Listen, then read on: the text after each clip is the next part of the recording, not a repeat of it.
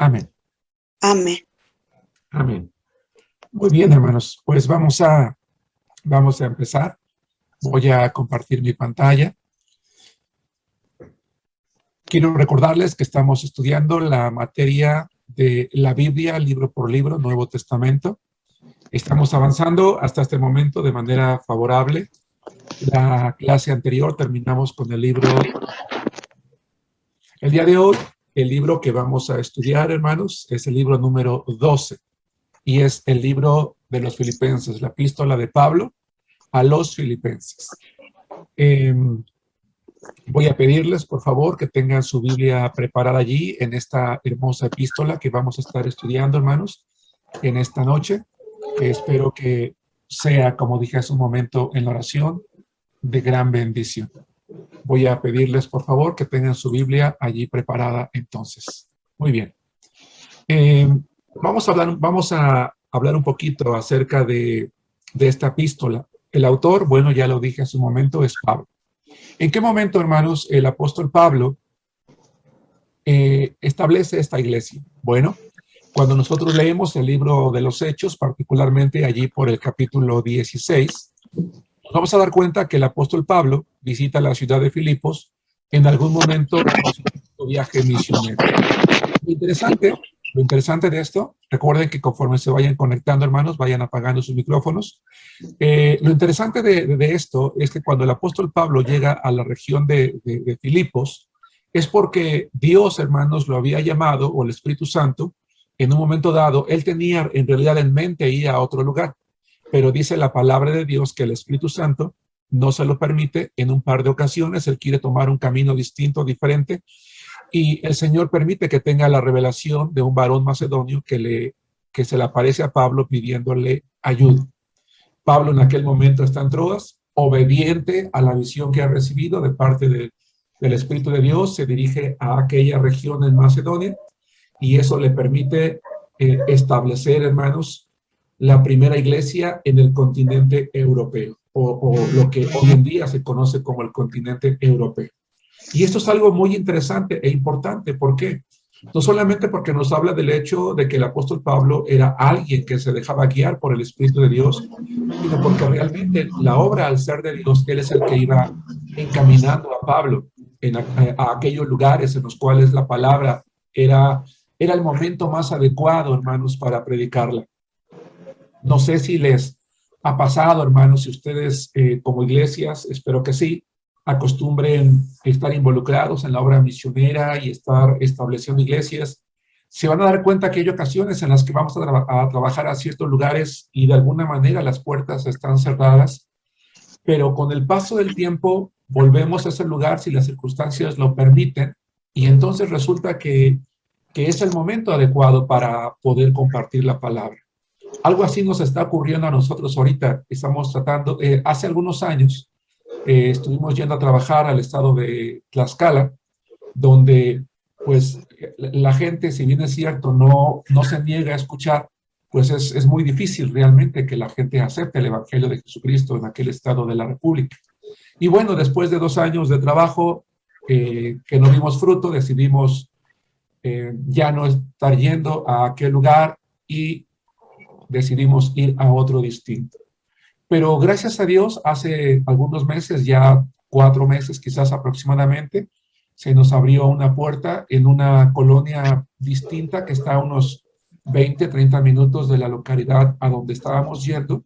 Y por la gracia de Dios, hermanos, en estos 4 meses, hasta la semana pasada, hasta este domingo, hasta el domingo de los 8 días, habían aceptado a Cristo 6 personas. El domingo pasado aceptaron a Cristo 4 personas. Y ayer domingo, una dama que ha visto a los hermanos compartir el Evangelio, se acercó con ellos y les dijo: oiga, ¿sería posible que ustedes pasaran a verme a mi casa? Me gustaría platicar con ustedes. Y fue algo muy bonito porque esta dama se acercó, los invitó a pasar y aceptó a Cristo en su corazón. Es decir, un promedio de 10 personas han aceptado a Cristo en un tiempo relativamente corto. Y nosotros nos preguntamos, bueno, ¿qué es lo que está pasando? Evidentemente, como la obra es de Dios, ¿verdad? Creemos que Él nos llevó a ese lugar y quizás es el momento. Estamos orando incluso para pronto empezar a tener reuniones presenciales. Creo yo que fuimos llevados por Dios a ese lugar. Y a Pablo le pasó eso precisamente. Él va a Macedonia dirigido por el Espíritu Santo, sin saber que en aquel nuevo continente el evangelio estaba listo, el evangelio iba a penetrar en el corazón de las personas y aquella región estaba lista para el establecimiento de una iglesia. Debo de decirles que la llegada a aquel lugar no fue sencilla, no fue fácil. El apóstol Pablo iba a enfrentar una serie de situaciones, una serie de persecuciones, una serie de momentos difíciles. Sin embargo, el evangelio fue bien recibido. Por ejemplo, dice la Biblia que algunas mujeres que se reunían cerca de un río empezaron a escuchar el evangelio, entre ellas una mujer llamada Lidia, vendedora de púrpura, así la describe la palabra de Dios, se dedicaba a esa actividad de comercio, fue la primera persona convertida en aquella región. Y más adelante, cuando Pablo es llevado a la cárcel, es azotado, es introducido a la cárcel, él, después de que el Espíritu Santo se manifiesta para derrumbar esa cárcel, el apóstol Pablo gana para Cristo al carcelero y a su familia, y esa misma noche incluso dice la Biblia que son bautizados. Con el paso del tiempo, algunas personas más se van convirtiendo, y entonces ese grupo va creciendo y nace así, se establece así la iglesia, hermanos, en aquella región de Filipos. Qué hermoso es entonces cuando uno ve crecer la obra de Dios, la gente aceptando a Cristo, tomando la decisión de bautizarse y entonces dando paso eso al nacimiento de una iglesia. Quiero comentarles un detalle interesante, hermanos. Si ustedes recuerdan, la semana pasada estudiábamos el libro de Hechos. Cuando leemos el libro de los Hechos y cuando leemos las epístolas de Pablo, nos vamos a dar cuenta que Pablo no establecía misiones, él establecía iglesias. Nosotros tenemos la costumbre en el vocabulario cristiano, a lo mejor no es tu caso, pero muchas iglesias tienen la costumbre de llamar misión a un grupo, a pesar de que sea un lugar donde ya hay personas salvas, hay personas bautizadas, decimos, es que es la misión. No le podemos llamar iglesia porque es una misión, una misión, una misión. Y hasta después de ciertos meses o ciertos años, se acostumbra a tener una ceremonia de parte de la iglesia, etcétera, etcétera. No voy a hablar de eso ahorita porque no es el propósito de la clase. Y decimos, a partir de hoy, ustedes ya se pueden llamar iglesia. Pero en realidad lo que vemos en la Biblia es que Pablo establecía iglesia y no establecía misiones. ¿Cuándo nace una iglesia? Bueno, empieza el trabajo misionero y una vez que hay creyentes y son bautizados, en ese momento ya está una iglesia, ¿verdad? Quizás a veces nos da un poquito de temor a algunos pastores llamarla iglesia, porque se ha dado el caso, nos ha pasado también a nosotros, que quizás la iglesia que se está estableciendo en ese lugar no prospera y pues nos duele un poquito más el cerrar ese lugar para ir a otro. Pero eso no evita que las personas que están allí sean ya una iglesia establecida con todas las responsabilidades que ello implica. Quizá lo más adecuado puede ser llamarla iglesia en crecimiento, iglesia en formación, pero es una iglesia porque Pablo lo que hacía era establecer iglesias. Algo interesante es que Pablo siempre iba en equipo. Ese es otro detalle que no he mencionado en otros libros que hemos estudiado hasta este momento.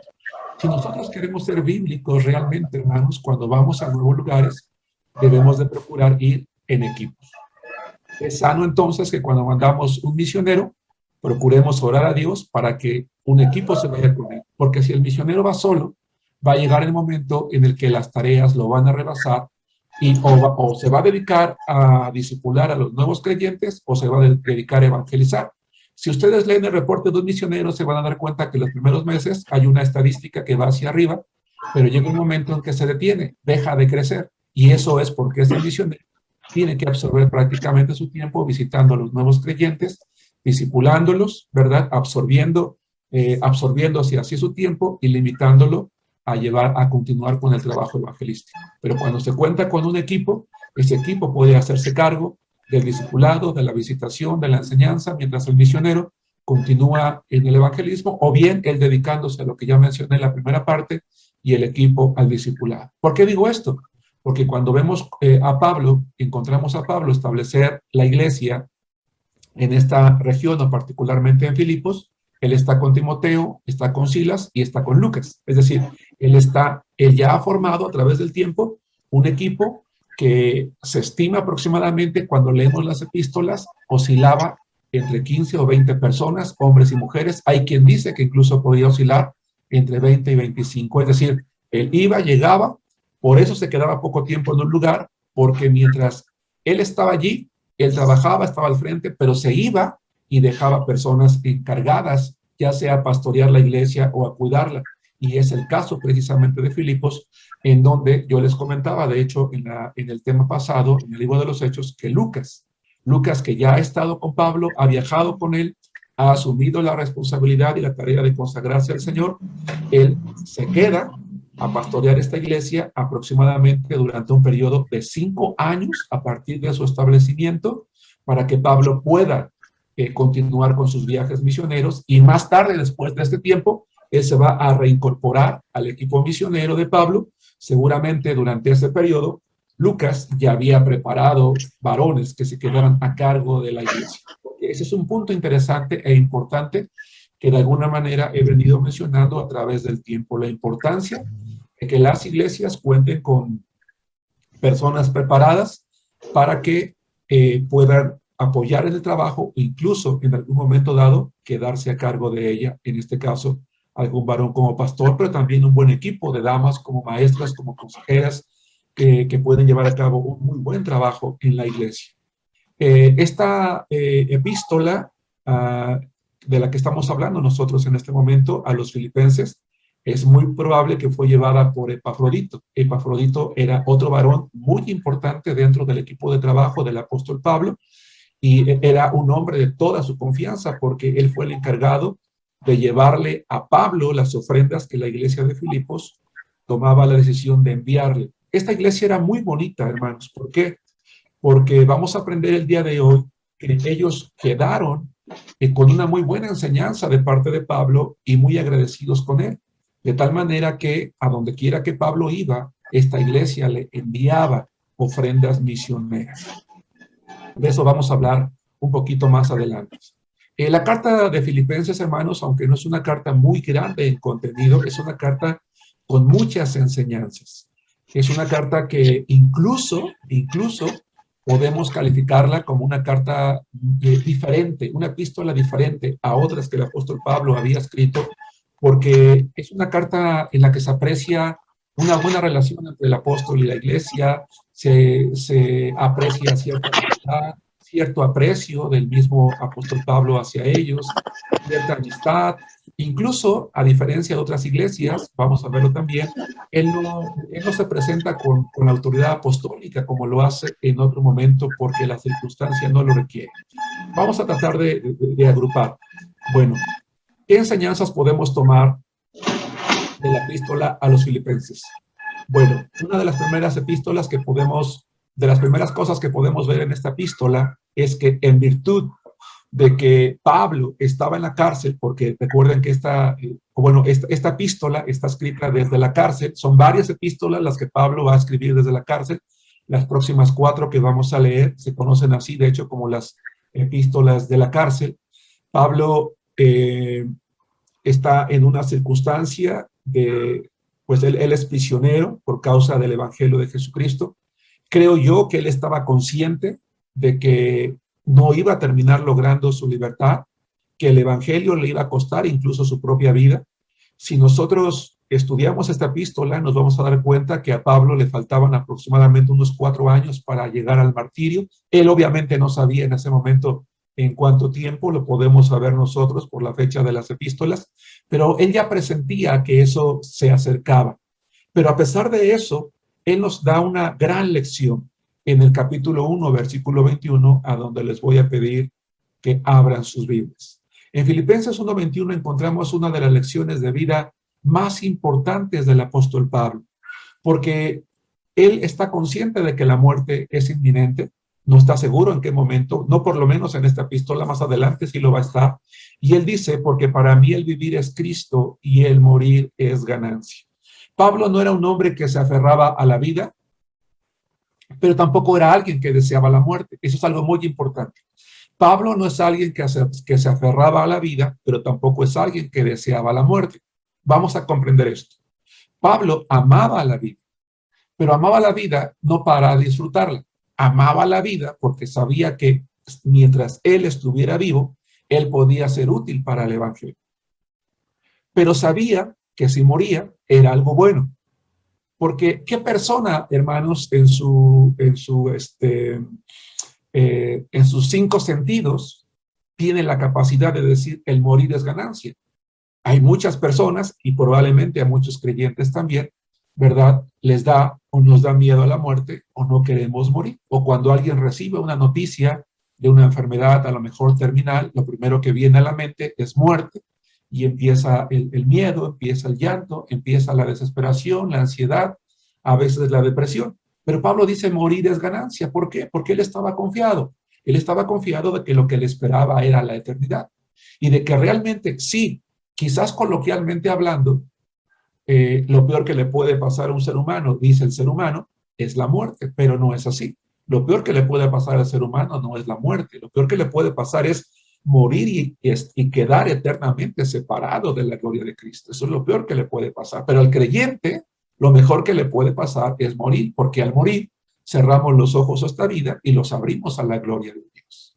Entonces Pablo dice, yo estoy puesto en estrecho, tengo deseos de quedarme, pero también deseos de partir y estar con Cristo. ¿Por qué Pablo deseaba quedarse? Porque sabía que él era útil para el evangelio. Hermano, hermana, yo te invito a ti y me invito a mí mismo, quiero recordarme a mí mismo que tenemos que amar la vida. Pero no simplemente para disfrutarla, lo cual no es malo, sino que las razones principales que nos deben de motivar a vivir es para poder tener más tiempo para servirle al Señor. Y si por alguna razón somos conscientes de la cercanía de la muerte, gocémonos como Pablo en decir, el morir es ganancia.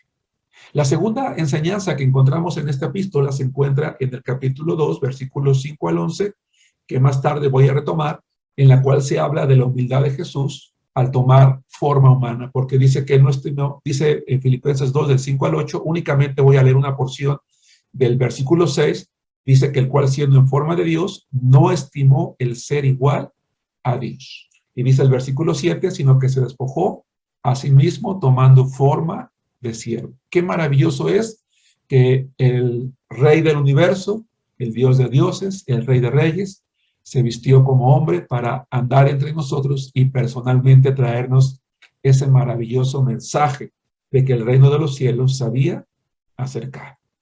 La tercera enseñanza que encontramos en este libro, en esta epístola, se encuentra en el capítulo 3, versículo 17. Este sí me gustaría que lo viéramos, por favor. Avancen a Filipenses capítulo 3, versículo 7. Dice la palabra de Dios en este versículo de la Escritura. Hermanos, sean imitadores de mí y miren a los que así se conducen según el ejemplo que tienen en nosotros. Hay ocasiones, hermanos, en las que nosotros, particularmente cuando estamos aconsejando a un nuevo creyente o un hermano de la iglesia ve un mal testimonio, decimos, es que tú no mires al hombre, mira a Cristo. Bueno, eso no está mal, está bien, porque todos debemos de mirar a Cristo. Pero lamentablemente no podemos dejar de mirar al hombre. No sé si están de acuerdo, ¿verdad? No podemos dejar de mirar al hombre.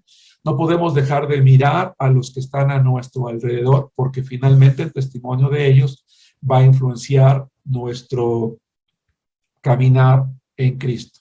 Y si bien es cierto, nuestro caminar en Cristo no debiera de detenerse por malos testimonios, lamentablemente hay ocasiones que así ocurre.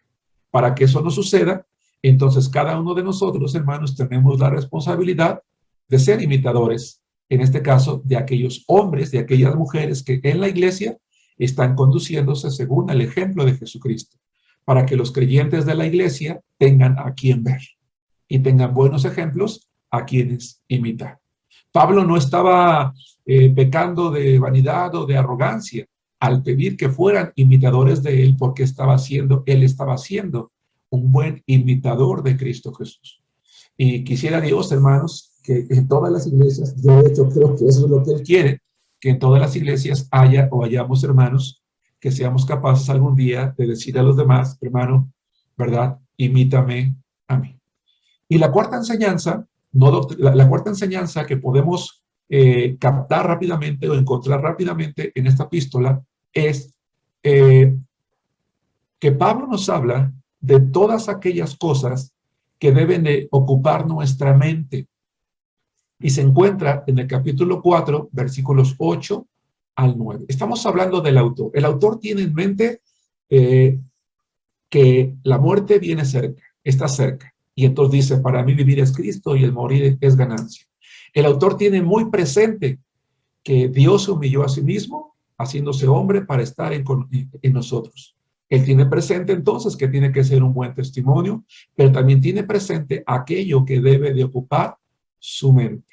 Dice Filipenses capítulo 4, versículos 8 y 9, por lo demás, hermanos, todo lo que es verdadero, todo lo honesto, todo lo justo, todo lo puro, todo lo amable, todo lo que es de buen nombre, si hay virtud alguna, si algo digno de alabanza, en esto pensar. Lo que aprendieron y recibieron y escucharon y vieron en mí, esto hagan, y el Dios de paz estará con ustedes. La segunda cita que di para quien está preguntando en el chat fue capítulo 2, versículos 5 al 8. La tercera cita que di fue Filipenses 3:17 y la que acabo de dar es Filipenses 4 del 8 al 9. Hermanos, si nosotros ocupamos nuestra mente en todo lo verdadero, honesto, justo, puro, amable, de buen nombre, que es virtuoso, entonces vamos a guardar nuestra mente de la preocupación, de la aflicción, del temor, pero también del pecado, también de aquello que nos lleva muchas veces a desviarnos de la voluntad de Dios. Toda acción, hermanos, que el ser humano lleva a cabo, empieza primero por un pensamiento, sea una acción buena o mala. Quiero dirigirme de momento a las malas, a las pecaminosas. Y yo no sé, hermanos, si tú en algún momento te has descubierto, yo si soy honesto, debo de decir que sí, en algún momento quizás me he descubierto, ¿verdad? Pensando algo que no es agradable a Dios. A lo mejor es por un momento, o a lo mejor de repente me doy cuenta que he invertido algunos minutos y digo, Dios mío, perdón, o sea, ¿qué estoy haciendo pensando en esas cosas o imaginando estas cosas? O hay ocasiones en que a lo mejor escuchaste una conversación, viste alguna escena, escuchaste una canción, una conversación y se queda eso grabado en tu mente y en tu cabecita, ¿verdad? Participaste de algo, escuchaste algo en el trabajo, en la escuela y se queda allí en tu mente. ¿Cómo puedes evitar seguir pensando en eso? Llenándote de lo bueno, justo, puro, amable, de lo que es virtuoso, de lo que es de buen nombre, de todo aquello que tiene que ver con la palabra, con la voluntad de Dios. Porque eso, el tener un pensamiento agradable a Dios nos va a llevar a tener acciones agradables a Dios. Dije hace rato y repito que esta epístola es una carta muy personal de Pablo, porque nos damos cuenta que Pablo le escribe a un grupo de amigos. Sí, a un grupo de hermanos, pero a quienes consideraba amigos y a quienes amaba profundamente, pero a diferencia de los corintios, que lo amaban profundamente también. Porque acuérdense ustedes que la iglesia de Corinto, influenciada también por las circunstancias, a lo mejor no toda, pero había una parte que menospreciaba incluso a Pablo. Recuerdan que cuando hablamos de aquella epístola, decíamos que incluso se burlaban de su apariencia personal, de la debilidad de su voz, de su complexión física. Pero los hermanos de Filipos lo amaban a él y lo respetaban mucho. Estaban muy agradecidos por el trabajo que había sido entre ellos y él los amaba también. ¿Cómo podemos darnos cuenta de esto? Cuando la epístola empieza, Pablo dice, Pablo y Timoteo, siervos de Jesucristo. Él no dice apóstol de Jesucristo. Y aunque el término apóstol para nosotros puede pasar algunas veces desapercibido, en la mayoría de las cartas que Pablo escribe, utiliza ese título para justificar o para realzar, resaltar la autoridad que tiene y que es la que le permite escribir, ya sea para exhortar o enseñar a las iglesias. Pero en este caso no hace falta recordar esa autoridad. Él simplemente es un amigo, es un siervo de Jesucristo como cada uno de ellos. Ahora bien, hay muchas razones por las cuales Pablo escribe esta epístola a los filipenses, pero hay una de manera particular. Él está en la cárcel. Los hermanos lo aman y están muy preocupados por él. Están muy preocupados por él. Pero también se preguntan cómo es posible que un gran varón de Dios como él esté en la cárcel.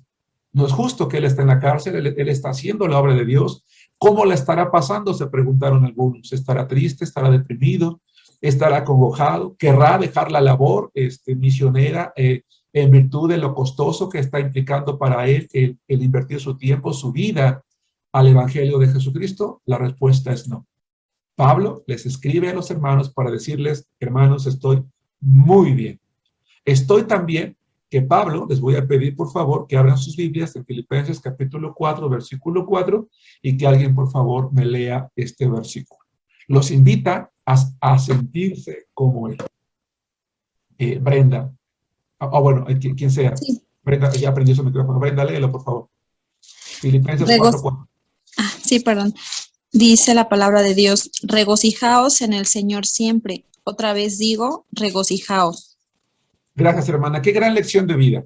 Porque Pablo nos acaba de dar una lección de vida. No tener temor a la muerte y verla como una cosa preciosa, porque morir es ganancia.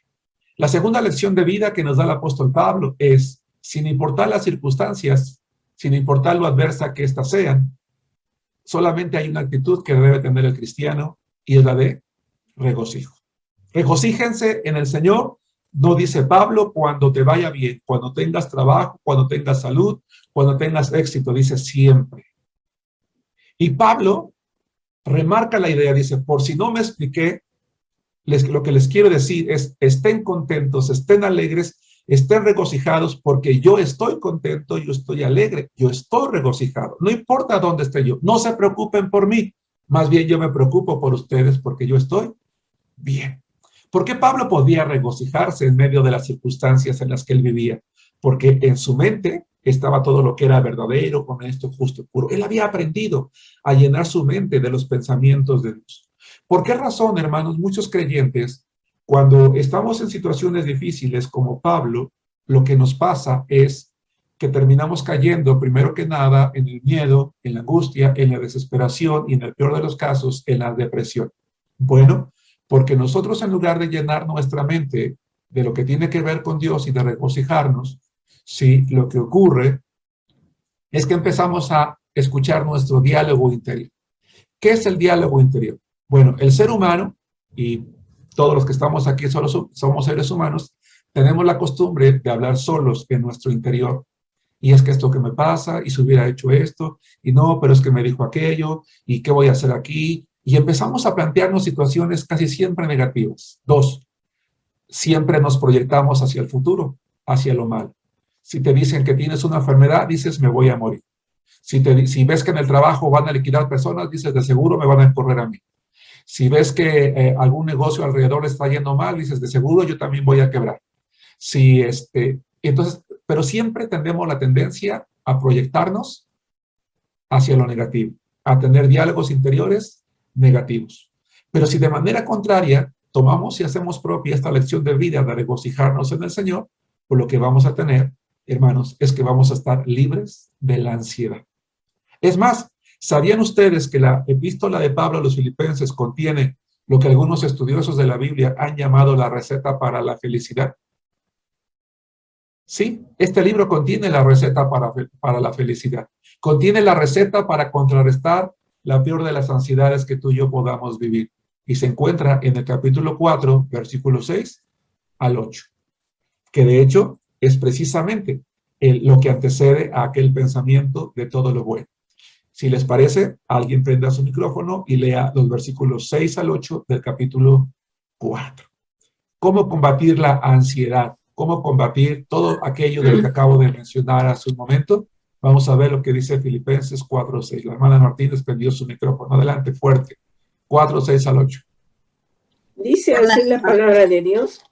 Por nada estéis afanosos, sino sean conocidas vuestras peticiones delante de Dios en toda oración y ruego con acción de gracias, y la paz de Dios que sobrepasa todo entendimiento guardará vuestros corazones y vuestros pensamientos en Cristo Jesús.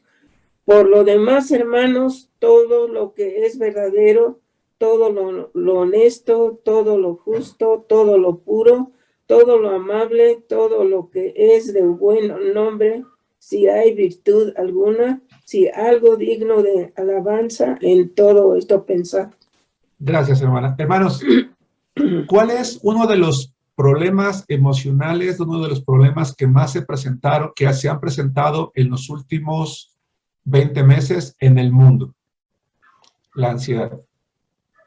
Los ataques de ansiedad, lamentablemente, son el pan nuestro de cada día en la vida de gran parte de la población. Es algo tan crítico que los gobiernos tuvieron que establecer líneas abiertas con psicólogos para dar atención en línea a la cantidad de miles de personas que están viviendo en ansiedad. Psicólogos incluso han ofrecido sus servicios de manera voluntaria y gratuita debido al crecimiento exponencial que ha tenido, o explosivo que ha tenido este mal. Y saben, entre este gran número nos encontramos o se encuentra un gran número de cristianos. La pregunta es ¿por qué si tenemos a Cristo? ¿Por qué si conocemos la palabra de Dios? ¿Por qué si el Espíritu Santo está en nosotros? Bueno, no voy a señalar a nadie porque tampoco es me parece algo que deba de ser de esa manera. Pero la palabra de Dios dice, por nada estén afanosos. Y esa palabra afanosos en griego es una palabra de la que procede la palabra ansiedad. Dice el apóstol Pablo, no permitas que la ansiedad te domine, te gane, te controle. ¿Qué tal si? ¿Qué tal si me pasa esto? ¿Qué tal si pasa el otro? Dice, ¿qué puedes hacer para que la ansiedad no te controle, no te gane, no te domine? Ve delante de Dios, dile lo que te preocupa, aquello que te da miedo, aquello que te aflige, ruega al Señor y dale las gracias. Dile gracias por esto que estoy viviendo, Señor, por este tiempo crítico, por este tiempo de aflicción, por esta situación que yo estoy viviendo. Te agradezco. No lo puedo entender, no comprendo, no sé cuáles son tus planes. No entiendo de momento tus propósitos, pero sé que tú tienes el control de todo, Señor, así que a ti te voy a dar las gracias. No te voy a reclamar nada, no te voy a cuestionar nada. Yo sé que tú estás conmigo, yo voy a depender de ti. Gracias, porque si a través de esto que estoy viviendo, Señor, tú me vas a sacar adelante y me vas a dar una lección y vas a hacer de mí una mejor mujer, un mejor hombre. Señor, gracias. Y cuando nosotros vamos delante de Dios en oración y ruego con acción de gracias, entonces su Espíritu Santo nos va a llenar de la paz que sobrepasa todo entendimiento. Va a guardar nuestros corazones, el asiento de nuestros sentimientos, pero también nuestros pensamientos, nuestras emociones en Cristo Jesús. Si nos damos cuenta, una de las áreas más importantes en las cuales Dios trabaja en el ser humano son las emociones. La palabra emoción es una palabra que tiene dos raíces que significa energía que te mueve. Porque nosotros, hermanos, nos movemos con base en cómo nos sentimos emocionalmente, ya sea tristeza, ya sea enojo, ya sea ira, etcétera, etcétera. Eso es lo que nos mueve o lo que nos detiene. A Dios le interesa esa parte también de nuestra vida. Es más, es una de las primeras áreas de la vida que Él sana cuando su Espíritu Santo viene. Y es una de las áreas en la que se queda trabajando toda nuestra vida. ¿Tú has oído hablar, hermano, de la inteligencia emocional? Hoy en día hay universidades que dan cursos muy caros. Hay personas que se han especializado. Hay un autor muy famoso, Goleman, el padre del estudio de las emociones. Él escribió un libro muy interesante, muy bueno. Si lo puedes leer, léelo, ¿verdad? Él escribió acerca de esto. Pero ¿sabes una cosa? Antes de que todos los autores humanos famosos hoy escribieran de inteligencia emocional, la Biblia ya estaba escrita. Antes de que los psicólogos se especializaran en inteligencia emocional, Pablo ya era un especialista. La Biblia ya nos decía qué hacer. Dice, no permitas que nada te robe la calma. Si tú vas y realmente confías en Dios y le ruegas que tome la carga y se la dejas en sus manos y le das las gracias, su paz que sobrepasa todo entendimiento va a guardar el asiento de tus decisiones, de tus emociones en Cristo Jesús. Y lo va a hacer en la medida en la que tú llenes tu mente, ojo, tu mente de todo lo que tiene que ver con Dios. Y de allí lo importante, hermanos, de estudiar la Biblia, leer la Biblia, memorizar la Biblia, analizar la Biblia. En esta época de pandemia, hermanos, tuve la oportunidad de predicar una serie en la iglesia en la que sirvo como pastor de 24 mensajes. Esa serie se llamó Es Tiempo de Sanar. Esa serie ha sido escuchada, cada mensaje, cada uno de los 24 mensajes, hermanos, me llama la atención, ha sido escuchada miles de veces, porque es lo que está pasando. Allí compartí 7 mensajes de la ansiedad. Si tú estás pasando por un problema de esta naturaleza, entra a nuestra página de internet y te recomiendo que escuches la serie. Son 7 mensajes en los que hablo de la ansiedad, 4 mensajes en los que hablo de la amargura, 4 mensajes en los que hablo de las emociones, 4 mensajes en los que hablo de los duelos por las pérdidas y 4 mensajes en los que hablo, hermanos, también del perdón. Situaciones muy actuales del día de hoy en las cuales muchas veces perdemos, y me incluyo, la perspectiva cristiana porque nos afanamos, queremos tomar el control. Y una de las primeras cosas que Pablo aprendió es que él no podía tener el control. Bien, estamos estudiando la epístola de Pablo a los Filipenses y como les dije hace rato, a pesar de que es muy pequeña en contenido, es una epístola impresionantemente maravillosa. Hay 3 doctrinas que resaltan, hermanos, en esta epístola y que vale la pena mencionar. La doctrina de la humillación o del vaciamiento de Cristo. En teología sistemática se le conoce como la kenosis de Cristo. Y se encuentra en el capítulo 2, 6 al 11. No voy a dar una exposición teológica porque me llevaría la clase completa. Simplemente voy a hacer un comentario breve. Dice los versículos 2 al 6, perdón, capítulo 2, versículos 6 al 11, dice, el cual siendo en forma de Dios, no estimó el ser a Dios, está hablando de Jesucristo, no estimó el ser igual a Dios como cosa que aferrarse, sino que se despojó a sí mismo, tomando forma de siervo, hecho semejante a los hombres. ¿De qué se despojó Cristo, hermanos? No de su deidad. Él se despojó de su gloria. Él se despoja de esa gloria, ¿verdad?, que tenía antes de humanarse para poder estar entre nosotros, porque nosotros no podríamos mirarle si él hubiese venido en esa gloria. Él se despoja de su gloria, no de su deidad. Por eso es que él es 100% hombre, 100% Dios. Y es importante esto porque más adelante vamos a estudiar la epístola a los Colosenses y allí vamos a hablar de un grupo que surgió a mitad del primer siglo, que eran los gnósticos, que empezaron a cuestionar precisamente la deidad de Cristo.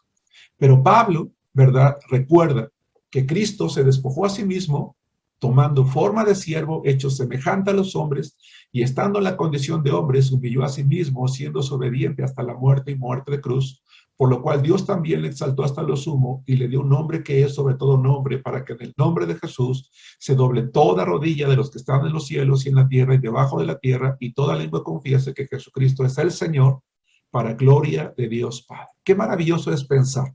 Probablemente tú has visto alguna película en la televisión, yo no sé si eso haya pasado algún día en la vida real, cuando un rey, ¿verdad?, quiere conocer su pueblo, se quita la corona, se quita las ropas reales, se viste con ropa sencilla, va a la calle, se mezcla entre su pueblo y nadie sabe que es el rey, ¿verdad?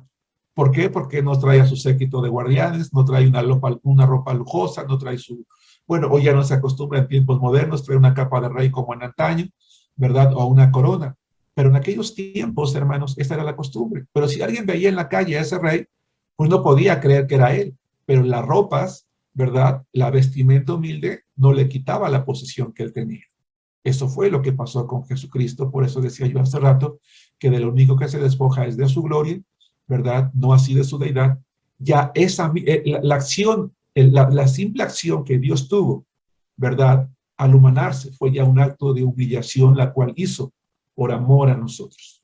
La segunda doctrina que encontramos aquí en esta epístola es la doctrina de la justificación por fe. Dice Filipenses capítulo 3, versículo 9, y ser hallado en él, no teniendo mi propia justicia, que es por la ley, sino la que es por la fe de Cristo, la justicia que es de Dios por la fe. Es algo muy interesante que el apóstol Pablo va a recordar a los hermanos de Filipos. No por obras, dice otra epístola, para que nadie se gloríe, únicamente una fe, un tipo de fe, y es la fe salvadora. Y la tercera doctrina que encontramos en esta epístola se encuentra en el capítulo 3, versículo 11 al 14, que es la doctrina de la eternidad en el cielo. Los testigos de Jehová niegan la existencia del infierno y niegan la existencia del cielo. Ellos dicen, con base en el Antiguo Testamento, su teología está errada, ¿verdad? Que el hombre no va a ir al cielo, sino que va a haber un paraíso aquí en la tierra, en donde ellos ni siquiera están seguros de quedarse, por eso trabajan tanto, ¿verdad? Pero lo que la palabra de Dios nos enseña es que a quienes hemos creído en Jesucristo nos espera una morada celestial donde mora Dios. Dice Filipenses capítulo 3, perdón, creo que les dije 11, 14, Filipenses 3, 20 y 21, corrijo, Filipenses 3, 20 y 21, dice, mas nuestra ciudadanía está en los cielos. Ustedes y yo, hermanos, de acuerdo a la palabra de Dios, somos peregrinos en este mundo. Nosotros, por lo menos en México, no sé, por ejemplo, allá en Perú, los hermanos que están en Perú, los hermanos que están en Chile, o los hermanos que están en Bolivia, aquí en México se acostumbra, tenemos una credencial que se llama credencial de elector, la cual nos identifica como ciudadanos romanos. No sé en sus países, hermanos, si hay algo semejante, me imagino que sí. Ajá, en esas credenciales, pues se dice que nosotros somos ciudadanos de México. Pero los cristianos, hermanos, la ciudadanía que tenemos, sin importar el país o la localidad, es temporal. Nuestra verdadera ciudadanía está en los cielos. Por eso es que el cristiano no tiene que aferrarse a la vida, aunque tampoco debe de desear la muerte, porque nuestra morada realmente está en el cielo. Nuestra ciudadanía está en los cielos, de donde también esperamos al Salvador, al Señor Jesucristo, porque Él lo prometió allá en Juan capítulo 14. ¿Se acuerdan ustedes cuando los discípulos están con temor? Si no sabemos a dónde vas, ¿cómo pues podemos saber el camino? Y el Señor les promete. No solamente les dice que Él es el camino, la verdad y la vida, sino que un día va a regresar y los va a llevar consigo mismo. Pero sobre todo, dice Pablo, el cual transformará el cuerpo de la humillación nuestra. ¿Qué implica transformar? No que nos va a hacer de otro color o con otra complexión. No, simplemente transformar, de acuerdo a lo que dice también 1 Corintios 15 y otros pasajes de la Biblia, da la idea de que nuestro mismo cuerpo simplemente ya no va a tener ninguna relación con el pecado para poder entrar a su gloria. Por eso dice, el cual transformará el cuerpo de la humillación nuestra para que sea semejante al cuerpo de la gloria suya, es decir, sin relación ya con el pecado, en nuestro caso, ¿verdad? Por el poder con el cual puede también sujetar a sí mismo todas las cosas. Tres doctrinas muy importantes que es necesario que cada uno de nosotros conozcamos y en su momento cada quien pues analice ya de una manera más particular. Entonces, vuelvo a repetir por tercera vez, es detectable que Pablo está escribiendo a un grupo de hermanos, sí, pero a quienes además consideraba amigos, con quienes tenía una relación personal, íntima, mutua de amor. Él amaba a la iglesia lo amaba a él. Es muy probable que de entre las iglesias que Pablo había establecido, esta iglesia es la iglesia que, si no es la que más lo amaba, por lo menos se distinguía por el amor y por el cuidado que tenía para con ellos. Pablo volvió en alguna otra ocasión a Filipos. Dice Hechos capítulo 20, versículo 6, que cuando salió de Éfeso se fue y tenía que guardar la Pascua, precisamente se va a Filipos para pasar tiempo con los hermanos, para poder disfrutar con ellos algún tiempo. También quiero, por favor, que abran sus Biblias sin perder esta epístola en 2 Corintios capítulo 11, versículo 9, para darnos cuenta que, o para comprobar lo que les comentaba hace rato, que esta iglesia se hacía cargo de algunos de los gastos personales de Pablo. 2 Corintios capítulo 11, versículo 1. Quien lo encuentre, por favor, prenda su micrófono y lea. Entonces, si me estoy explicando con claridad, hermanos, estamos hablando de una epístola pequeña, pero importante. Y aunque es un panorama, hermana Julia, adelante, 2 Corintios 11, 9, general, hay muchas cosas que resaltan. Adelante, hermana Julia. Dice, ojalá me tolerases un poco de locura. Sí, 2 Corintios 11, 9. 2 Corintios 11, 9. Sí, y cuando estaba entre vosotros y tuve necesidad, a ninguno fui carga, pues lo que me faltaba lo suplieron los hermanos que vinieron de Macedonia, y en todo me guardé y me guardaré de seros gravoso. Fíjense, lo que no hacía la iglesia de Corinto, lo hacían los hermanos de Macedonia. Hermano, hermana, motiva. Si tu iglesia ya lo hace, qué bueno, pero si no, motiva a tu iglesia a invertir en la obra misionera. Busquen misioneros a quienes apoyar económicamente o a quienes mandar por lo menos alguna ofrenda esporádica, porque es de grande bendición. No tienes idea de cómo tu ofrenda puede llegar a satisfacer alguna necesidad. Yo no creo que los hermanos de Filipos supieran la situación tan complicada que Pablo vivía, pero cada ofrenda que le mandaban, hermanos, era de gran ayuda. Ahora, quiero que pienses en esto. Si hoy nosotros, por ejemplo, tenemos un misionero en Irlanda, algunos misioneros en Filipinas, algunos misioneros en otros países. Hoy en día es muy fácil hacer una transferencia electrónica, hermanos, y el costo, sinceramente, es muy económico. Pero en aquellos entonces no podías hacer una transferencia electrónica. No podías depositar en una tarjeta de crédito o de débito. Tenías que mandar a alguien hasta donde estaba ese misionero. Tenías que pagarle los viáticos, el pasaje, la estancia, la comida de ida y vuelta, además de la ofrenda. O sea, realmente se invertía. ¿Así me explico, hermanos? Realmente implicaba un costo. Y los hermanos lo hacían. Nuestras iglesias debemos de hacer lo mismo. Es triste, y aunque todavía no estamos en la clase de misiones, ¿verdad? Que ya anhelo llegar a ella, que es la última. Hermanos, es triste que muchos misioneros tienen que regresarse del campo porque el sustento no llega. Dice Filipenses capítulo 4, versículos 15 y 16. Vamos a regresar a la epístola. Estamos viendo el amor demostrado de esta iglesia hacia aquel varón que había establecido la iglesia. Y dice Filipenses capítulo 4, versículo 15 y 16. Y saben también ustedes, oh filipenses, que al principio de la predicación del evangelio, cuando partí de Macedonia, y yo tengo remarcada en mis notas esta porción que voy a leer, y te pido, si no la quieres remarcar allí en tu Biblia, por lo menos que la remarques en tu mente. Dice, ninguna iglesia participó conmigo en razón de dar y recibir, sin ustedes solos. Hermanos, ¿saben ustedes, hermanos? En realidad, Pablo había sido enviado como misionero por Antioquía. Por alguna razón que yo desconozco, Antioquía dejó de mandar, pero Filipos no. Y hay ocasiones en las que cuando tenemos que ayudar a alguien, lo primero que hacemos es preguntar, ¿y quién más está ayudando? ¿Y quién más está cooperando? ¿Y quién más lo está haciendo? Y hasta que alguien no lo hace, no lo hacemos nosotros. No, hermano, tú no preguntes quién más lo está haciendo, hazlo tú. Hagámoslo nosotros. ¿Sí nos damos cuenta? Y dice entonces el versículo 16, pues a una Tesalónica me enviaron una y otra vez para mis necesidades. Pablo está en Corinto y dice, los de Macedonia son los que cubrieron mis necesidades. Cuando estaba en Tesalónica, los de Filipos o los de Macedonia son los que cubrieron mis necesidades. Y entonces te puedes imaginar, hermanos, yo no creo que los hermanos de Filipos fueran ricos, pero sí eran generosos.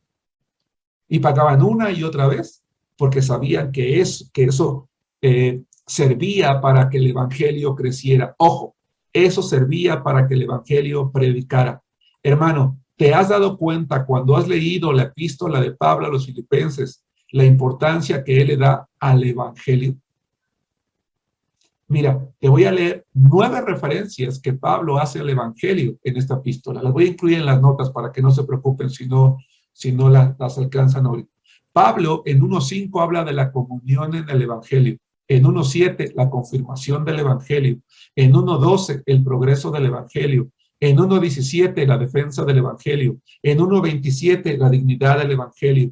En 1.27, la lucha por la fe del evangelio. En 2.22, el servicio en el evangelio. El 4.3, el trabajo en el evangelio. Y el 4.15, el principio del evangelio. ¿Tú crees que el evangelio es importante, hermanos? Sí, es importante porque es el mensaje de Jesucristo que había sido abrazado por esta iglesia y que estaba siendo sostenida por esta iglesia.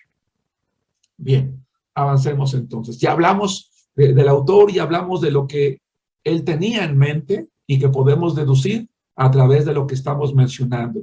Es decir, algunas enseñanzas de vida, algunas enseñanzas que resaltan, algunas doctrinas que quería que los hermanos de Filipo tuvieran en mente para confirmar la fe. ¿Cuándo se escribió esta epístola? Aproximadamente, según el cuadro que yo les entregué al principio de la clase, no de hoy, sino de los temas, aproximadamente en el 62 después de Cristo, desde la cárcel en Roma. Es probable que esta epístola fue escrita casi al final de su encarcelamiento, de uno de 2 encarcelamientos allí en Roma. Este es un detalle muy importante. ¿Por qué? Porque como ya comprobamos en la palabra, Pablo expresa alegría, expresa paz, expresa contentamiento en un momento de aflicción, pero también en un momento en el que él no tenía una certeza de que su futuro pudiera ser bueno. Él no quería que los hermanos se preocuparan por él. Él estaba bien en la cárcel y quería que los demás estuvieran bien. Es más, dice en el capítulo 1:7, como me es justo sentir esto de ustedes por cuanto los tengo en el corazón y en mis prisiones. O sea, dice Pablo, no crean que yo me he olvidado de ustedes, estoy orando por ustedes. Es más, Pablo les dice, cuando está escribiendo allá por el 62, lo siguiente en el capítulo 1, versículo 13, dice, de tal manera que mis prisiones se han hecho patentes en Cristo en todo el pretorio y a todos los demás. ¿Qué significa este versículo? Que allá en el 62, cuando Pablo está escribiendo esta epístola, Pablo ya le había predicado, hermanos, ¿qué es el pretorio? Déjame decirles que la guardia pretoriana era una fuerza aproximadamente de 9,000 hombres que estaban a disposición del César. Es muy probable que Pablo le había compartido el evangelio a un buen número de ellos, porque acostumbraban rolarse, hermanos, en las guardias. Dice, mis prisiones se han hecho patentes, es decir, todos ellos saben que yo estoy aquí por causa de Cristo. Las 4 epístolas de la prisión las mencioné hace rato, Efesios, Colosenses, Filemón y Filipenses. Se cree que de esas 4, la primera fue la que estamos estudiando ahorita, Filipenses, aunque hay algunos piensan que fue otra. Para efectos nuestros, la primera es Filipenses. ¿Cuál sería el verso clave que deberíamos de tomar nosotros? El capítulo 1, versículo 21, y el capítulo 4, versículo 4, que ya leímos. Porque para mí el vivir es Cristo y el morir es ganancia. Y el capítulo 4:4 que dice, regocíjense en el Señor siempre. Otra vez les digo, regocíjense. Qué hermosa epístola, hermanos, ¿no creen? Una epístola que vale la pena conocer, estudiar a profundidad, porque contiene la receta, hermanos, contra la ansiedad, la receta de la felicidad. Por eso es que el bosquejo que les voy a mostrar a continuación,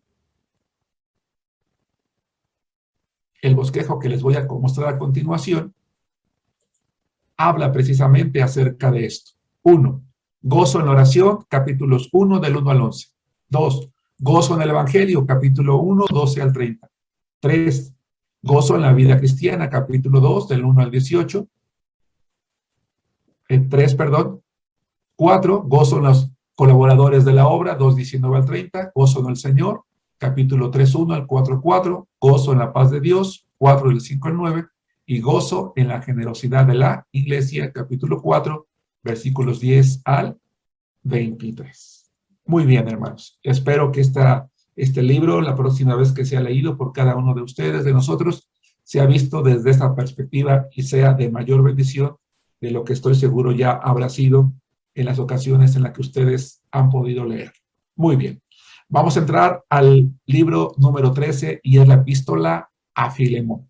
Otra de las epístolas de la cárcel. Otra epístola también que a pesar de ser muy pequeña, tiene una enseñanza extraordinaria. ¿Quién es el autor de la epístola a Filemón? La 13ª epístola que o carta que vamos a estudiar el día de hoy, hermanos, en esta clase. No te preocupes, Verónica, qué bueno que ya te estás integrando a la clase. Bienvenida. ¿Quién es el autor? El autor es Pablo. Él mismo lo dice, él mismo se identifica como autor. Vamos por favor a Filemón, al capítulo 1, versículo 21, para comprender algunos detalles que vale la pena referenciar en esta epístola, sobre todo en cuanto a la persona que es la que está escuchando, que es la que está leyendo, que es la receptora de este libro. Cuando nosotros leemos la Biblia y tenemos un panorama general del contenido del libro, de lo que allí vamos allá, pues eso no solamente facilita, sino que nos da, despierta el interés de cada uno de nosotros. Hermanos, déjenme decirles que a pesar de que he tenido la bendición de compartir esta clase, pues muchas veces, no recuerdo ya cuántas, como maestro del seminario, y que, por cierto, he tenido la oportunidad de ir enriqueciendo a través del tiempo, pues me despierta ese interés, ese deseo de decir, caray, qué hermosa es esta epístola, creo que este detalle no lo había yo considerado lo suficiente, o qué sé yo. Eso es lo hermoso de la palabra de Dios, las enseñanzas prácticas que podemos encontrar nosotros allí. Y es que esta epístola de Filemón, hermanos, es muy práctica. En el capítulo 1, versículos 1 y 2, dice, Pablo, prisionero de Jesucristo. Ya conocimos la circunstancia en la epístola anterior, y el hermano Timoteo, recuerden, él siempre estaba con una parte de su equipo acompañándolo, al amado Filemón, colaborador nuestro, y a la amada hermana Apia y a Arquipo, nuestro compañero de milicia, y a la iglesia que está en tu casa. A ver, vamos a tratar de comprender primero que nada algunos aspectos. ¿Quién es Filemón y quiénes son las personas a las cuales él les está escribiendo? Bueno, se cree que esta hermana Apia y Arquipo son la esposa y el hijo de Filemón. No hay la certeza absoluta, pero por la relación que hay, por la epístola de Pablo a Filemón es una epístola completamente individual y personal. No está dirigida a una congregación, a una iglesia, sino a una persona. Y los estudiosos de la Biblia concuerdan en decir que en una epístola tan personal como la epístola a Filemón, pero sobre todo por la petición que el apóstol Pablo va a hacer a esta persona, que requiere mucha discreción, difícilmente él mandaría un saludo a alguien extraño porque se iba a enterar del contenido de la carta, y quizás eso le haría sentir a Filemón un poquito de presión. No así el que fuera su familia considerada. Por eso es que se cree que Apia es la esposa y Arquipo es su hijo. Y dice que es compañero de milicia. Eso significa que era una familia que estaba involucrada en el ministerio, porque además habla de la iglesia que está en su casa. A ver, vamos a entender varias cosas. Este hombre vivía en la región de Colosas. Pablo nunca había estado en Colosas. Filemón tuvo que haber conocido a este hombre en alguna parte, no sabemos dónde, conoce a Filemón. Hay quien dice que probablemente lo conoció en Éfeso, que no estaba muy lejos de Colosas, estaba relativamente cerca, ahí lo conoce. O lo gana para Cristo, o ya fue ganado para Cristo, y hacen una muy bonita relación, al punto de que Filemón ve a Pablo como un hombre, un varón de Dios, respeta su autoridad apostólica, y hay una muy buena amistad y confianza entre ellos. ¿Por qué decide escribir una carta personal Pablo a Filemón? Bueno, porque en algún momento del pasado Filemón había tenido un esclavo que al parecer había cometido un robo o un fraude en contra de su amo, en este caso Filemón, y Pablo termina conociendo a ese siervo, hermanos, en la cárcel y ganándolo para Cristo. Pero vuelvo a hacer la pregunta, ¿por qué Pablo dirige esta carta a Filemón? Bueno, porque según la ley, Filemón tenía plena autoridad sobre Onésimo, que es el siervo que le había robado. Onésimo había sido su esclavo, y como esclavo de Filemón, él tenía autoridad sobre él, ya sea para vida o para muerte. Y el delito que había cometido Onésimo ameritaba la muerte. Pero Pablo sabía que Filemón era un cristiano sincero y amoroso. ¿Cómo sabemos esto? Porque el capítulo 1, versículo 5, dice lo siguiente. Porque oigo del amor y de la fe que tienes hacia el Señor Jesús y para con todos los santos. Es decir, que este hombre era un varón, ¿verdad?, que se había dejado moldear por Jesucristo y actuaba de una manera muy amorosa para con el Señor, pero también con cada uno de sus hermanos. Había llegado la hora, el momento en el que este hombre diera el mayor testimonio de ese amor, el mayor testimonio de perdón, el mayor testimonio de misericordia. La carta de Pablo, hermanos, realmente es muy breve. Es la más breve, de hecho, de las cartas de Pablo. Contiene solamente 334 palabras, es muy cortita. Pero la petición que está haciendo allí, hermanos, es extraordinaria. A ver, algunos dicen que es altamente probable que de esa iglesia que está en su casa, Arquipo, su hijo, era el pastor. O que incluso probablemente el propio Filemón era pastor, o que ambos lo eran, porque de Arquipo se le dice compañero de milicia, es decir, era compañero en el servicio, en el ministerio. Si esto es así, pues esto habla precisamente del tipo de corazón, del tipo de persona en el que este varón se había convertido a Cristo. ¿Por qué insistimos en que su hijo probablemente lo era o ambos? Porque allá en el capítulo 4, más adelante, Pablo dice, díganle a Arquipo, mira que cumplas el ministerio que recibiste en el Señor. Pero vamos a regresar al punto de la carta, y el punto es Onésimo. Onésimo, hermanos, era un esclavo que le pertenecía a Filemón, ha cometido un delito, huye de la casa de su amo después de haber cometido un robo, llega a la metrópoli en Roma, donde él establece contacto, muy probablemente en la cárcel con Pablo, se convierte a Cristo bajo la influencia y el ministerio del apóstol Pablo. Pablo se entera de la situación y entonces le pide que regrese. Insisto, hay otro problema. El otro problema radicaba en el hecho de que un esclavo que había cometido lo que Onésimo había hecho merecía la muerte, merecía ser eliminado de inmediato. Cuando un esclavo cometió un delito como el que él cometió y escapaba, en aquel entonces, hermanos, se acostumbraba que cuando se le encontraba, se le marcaba en la frente con una letra F que significaba fugitivo y era crucificado hasta la muerte. Eso es lo que le esperaba a Onésimo. Pero Pablo lo envía de vuelta a su dueño, porque aunque había huido, seguía siendo su dueño. Era su dueño legal. Pero ahora Pablo lo envía con una carta personal, con una carta, permítame decirlo, de recomendación, con el propósito de que su amo lo reciba de vuelta,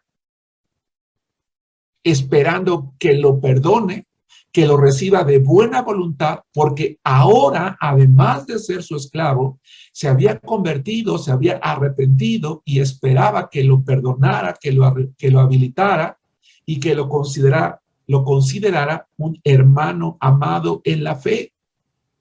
Dice el versículo 16, porque no solamente tiene un capítulo, dice, no ya como esclavo, sino como más que esclavo, como hermano amado, mayormente para mí, pero cuanto más para ti, en tanto en la carne como en el Señor. Ahora, regresemos a otro punto. Si vemos el capítulo 1, versículo 1, Pablo, dice Pablo, prisionero de Cristo. Otra vez, no utiliza el término apóstol. ¿Por qué? Porque él no quiere escribir a su amado hermano Filemón, hermanos, con la autoridad apostólica, sino le quiere escribir a un hermano amado que espera que actúe con misericordia y perdón. Y él se presenta como un simple prisionero, pero por la causa de Cristo, y que en esa causa ha ganado a alguien.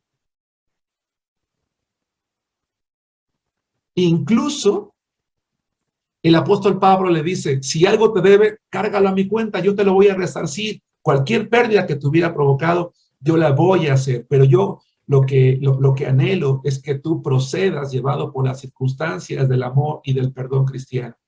La pregunta es, ¿por qué Pablo intercedió ante Filemón?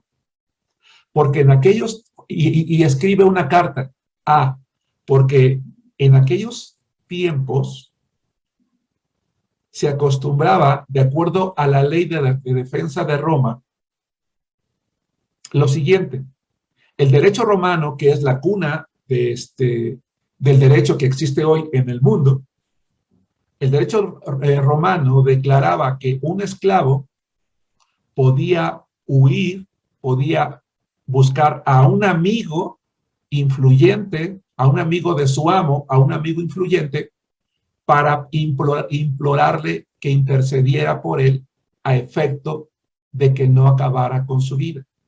El derecho romano, la ley de defensa de Roma permitía eso.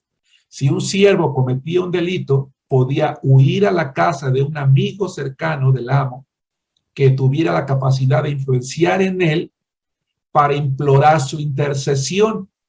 Y probablemente Pablo, muy conocedor de las leyes de aquel entonces, escribe esa carta intercediendo de esa forma ante Filemón por Onésimo, utilizando entonces su carta como un documento, permítame usar el término, que no creo que haya estado en la mente de Pablo, pero para efecto de entenderlo mejor, como un documento legal o como un documento de intercesión. Es decir, era válido en aquel entonces esto que estaba ocurriendo. A ver, saquemos varias enseñanzas, hermanos. La primera, la misericordia y el perdón. Una de las cosas que más nos cuesta, hermanos, a los seres humanos es esa, perdonar. A los seres humanos no nos cuesta mucho llevar la cuenta. No nos cuesta mucho tener en mente siempre el agravio que alguien nos ha causado. Y cada que podemos, nos enojamos con esa persona o lo sacamos a cuenta. Y es que no se me olvida que tú me dijiste hace 5 años. Y cuando fuimos a aquel campamento, tú me hiciste esto. Y después cuando fuimos a aquel lado, me dijiste lo otro. Y ahora me hiciste... Y vamos llevando la cuenta, acumulando resentimiento, acumulando perdón. Pero Pablo, ¿verdad?, espera que este hombre llamado Filemón, a pesar de que tenía el derecho sobre la vida de este hombre, con base en el Evangelio de Jesucristo, actuara con misericordia. Él era el dueño de esa vida. Pero si él actuaba acorde a lo que él había aprendido, él debía de perdonar. Hermanos, hay alguien a quien tú o yo hoy tengamos que perdonar. Hay alguien a quien tengamos que mostrarle la misericordia, aun cuando tengamos el derecho de acusarlo, de señalarlo, de avergonzarlo ante los demás, de decirle al mundo la clase de persona que es. Porque a veces hacemos eso. No. Dice Pablo, recíbelo ya no como siervo. Recíbelo ahora ya no como esclavo, sino como hermano amado, mayormente para mí, pero cuanto más para ti, tanto en la carne como en el Señor. Una enseñanza que algunos estudiosos de la Biblia, y estoy de acuerdo con ellos, han extraído de la epístola a Filemón, y aquí radica una segunda razón de la importancia de esta epístola, es que es una impresionante analogía de la redención del hombre. ¿Por qué? Pensemos en Dios. Tú y yo, hermano, hermana, tenemos un dueño. El ser humano tiene un dueño y ese dueño es Dios. Nos hemos alejado, nos hemos escondido en el mundo, alejados de Dios, a quien le fallamos, a quien ofendemos y contra quien pecamos. Pero Cristo, ¿verdad?, ha venido al mundo, nos ha salvado, nos ha redimido. Por medio de él, ¿verdad?, hemos conocido de ese Dios y Cristo nos trae de vuelta al Padre. Él ha pagado por nosotros, así como Pablo dice, si algo te debe, cárgalo a mi cuenta. Nos envía de vuelta al Padre e intercede por nosotros. Eso es lo que dice la Biblia, que Él intercede por nosotros. Eso es lo que enseña el libro de Hebreos. Una gran enseñanza, otra gran lección de vida. ¿Cuándo se escribió esta epístola, hermanos? Aproximadamente en el 62 después de Cristo, como ya dije en muchas ocasiones, desde Roma. ¿Cuál es el versículo clave? El versículo 18. Y si en algo te dañó o te debe, ponlo a mi cuenta. Qué interesante darnos cuenta entonces, hermanos, que la Biblia está llena de cartas y epístolas, en las que cada una de ellas, hermanos, hay una lección de vida que nosotros no debemos pasar por alto. ¿Cómo podemos realizar un bosquejo sencillo de esta epístola? En 4 puntos simples. 1, saludos, versículos 1 al 3. 2, acción de gracias y oración, versículos 4 al 7. Petición, de la que ya hemos venido hablando, versículos 8 al 21. Y la conclusión, versículos 22 al 25. Muy bien, hermanos, es tiempo de preguntas y respuestas. ¿Alguien tiene alguna pregunta de lo que hemos visto hasta este momento, hermanos? Esta es la ocasión para poder plantear. Prendan sus micrófonos. Si alguien tiene alguna duda, alguna pregunta, algún comentario o alguna observación, los hermanos que están en el Facebook, si tienen alguna duda, escríbanla allí. Estoy viendo el chat, así que podemos responderla. ¿No? Muy bien. Vamos a continuar entonces con la siguiente epístola. Vamos a estudiar el número 14. ¿Cuál es el libro número 14, hermanos, que tenemos que estudiar? El maravilloso libro de Colosenses. Este libro me encanta, hermanos. Es un libro precioso, muy bello. Es un libro con un gran contenido doctrinal. Es un libro que de verdad debe de analizarse con mucha calma. El autor es Pablo y lo escribió aproximadamente en el año 62 después de Cristo. Pero hermanos, antes de involucrarnos en el libro de los Colosenses, quiero comentarles lo siguiente. A mediados del siglo I, es decir, después del 50 después de Cristo y el 100 después de Cristo, una serie de grupos heréticos o herejes empezaron a levantarse.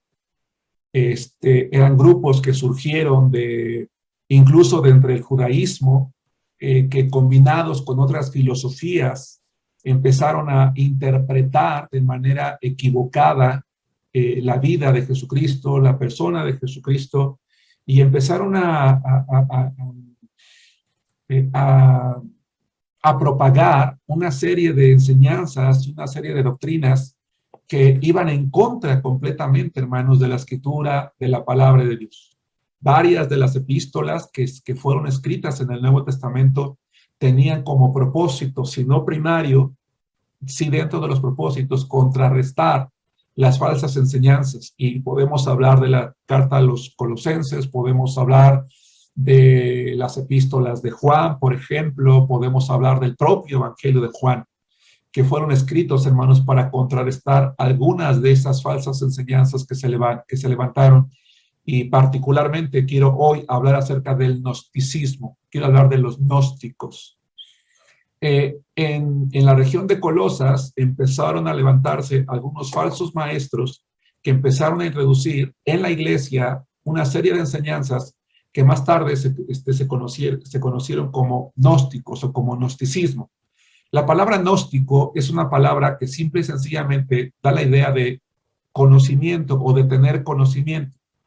El gnosticismo, hermanos, es un conjunto de antiguas ideas y sistemas religiosos que se originó, ya dije, a mitad del primer siglo. A principio del segundo siglo tuvo su mayor influencia entre sectas judías y vamos a llamarlas así, cristianas antiguas. El gnosticismo, hermanos, el problema del gnosticismo es que tiene varias vertientes, tiene varias ramas, que incluso a veces es un poco difícil de poder identificar. Pero para efectos de esta clase del seminario, yo quiero identificar dos áreas dentro del gnosticismo que se pueden identificar muy fácilmente cuando se les, o no muy fácilmente, pero cuando se les estudia, se pueden encontrar dos vertientes extremas una de la otra. Una de esas vertientes del gnosticismo pensaban que lo material es malo, que todo lo material es malo. Por lo tanto, decían que el cuerpo, al ser materia, es mala. Y en virtud de que el cuerpo es malo, entonces se debe de evitar todo lo malo. Y esto llevaba a un comportamiento en el que se castigaba al cuerpo, se evitaba darle al cuerpo cualquier libertad en cuestiones del apetito de la carne.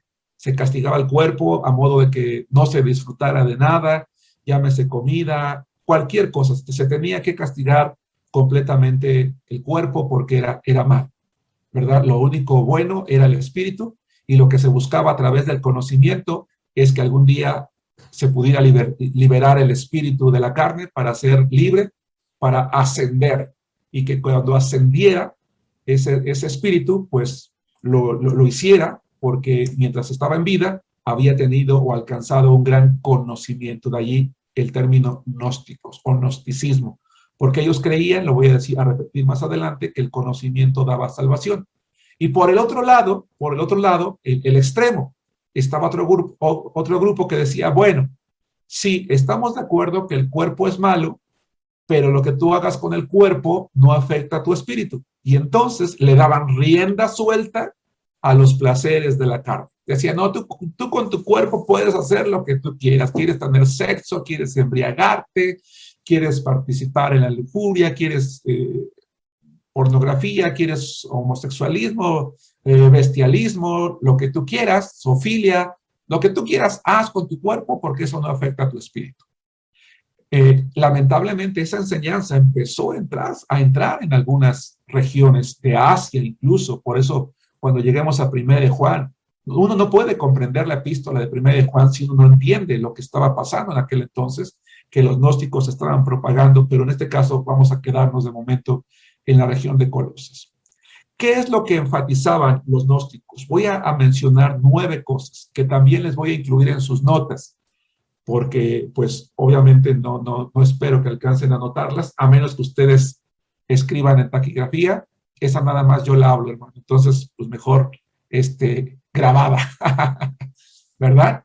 No le vayan a hacer como yo, hermanos. Cuando yo escribo, Dios y yo le entendemos. Después, nada más Dios.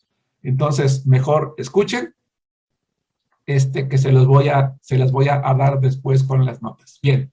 ¿Qué enfatizaban estos grupos? Lo primero que enfatizaban estos grupos era que el conocimiento espiritual o la gnosis estaba por encima de las enseñanzas y las tradiciones y la autoridad de la iglesia. Ellos decían que el conocimiento de la gnosis no es simplemente una creencia, es algo que va más allá de la actitud a la que denominamos fe, es más grande, es más importante. De hecho, los gnósticos decían que la fe es inferior a la capacidad de conocer.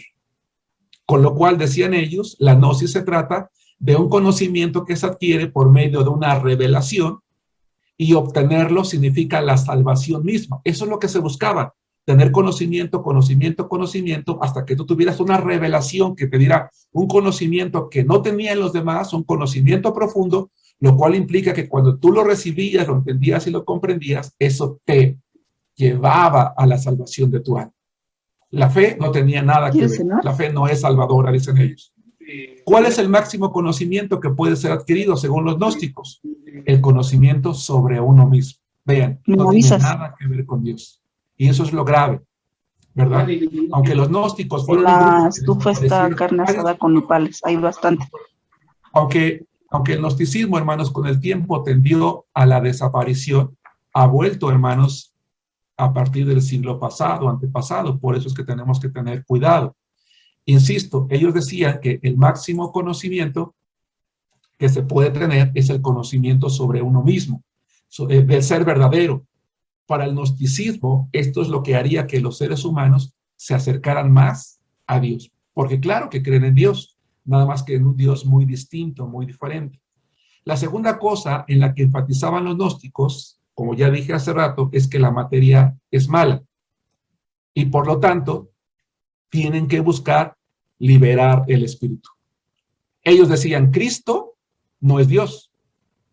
Porque si la materia es mala y Dios es sin pecado, Dios no puede humanarse, no puede entrar, no puede ser prisionero de la materia, no puede habitar en un cuerpo humano, y entonces negaban allí la deidad de Cristo.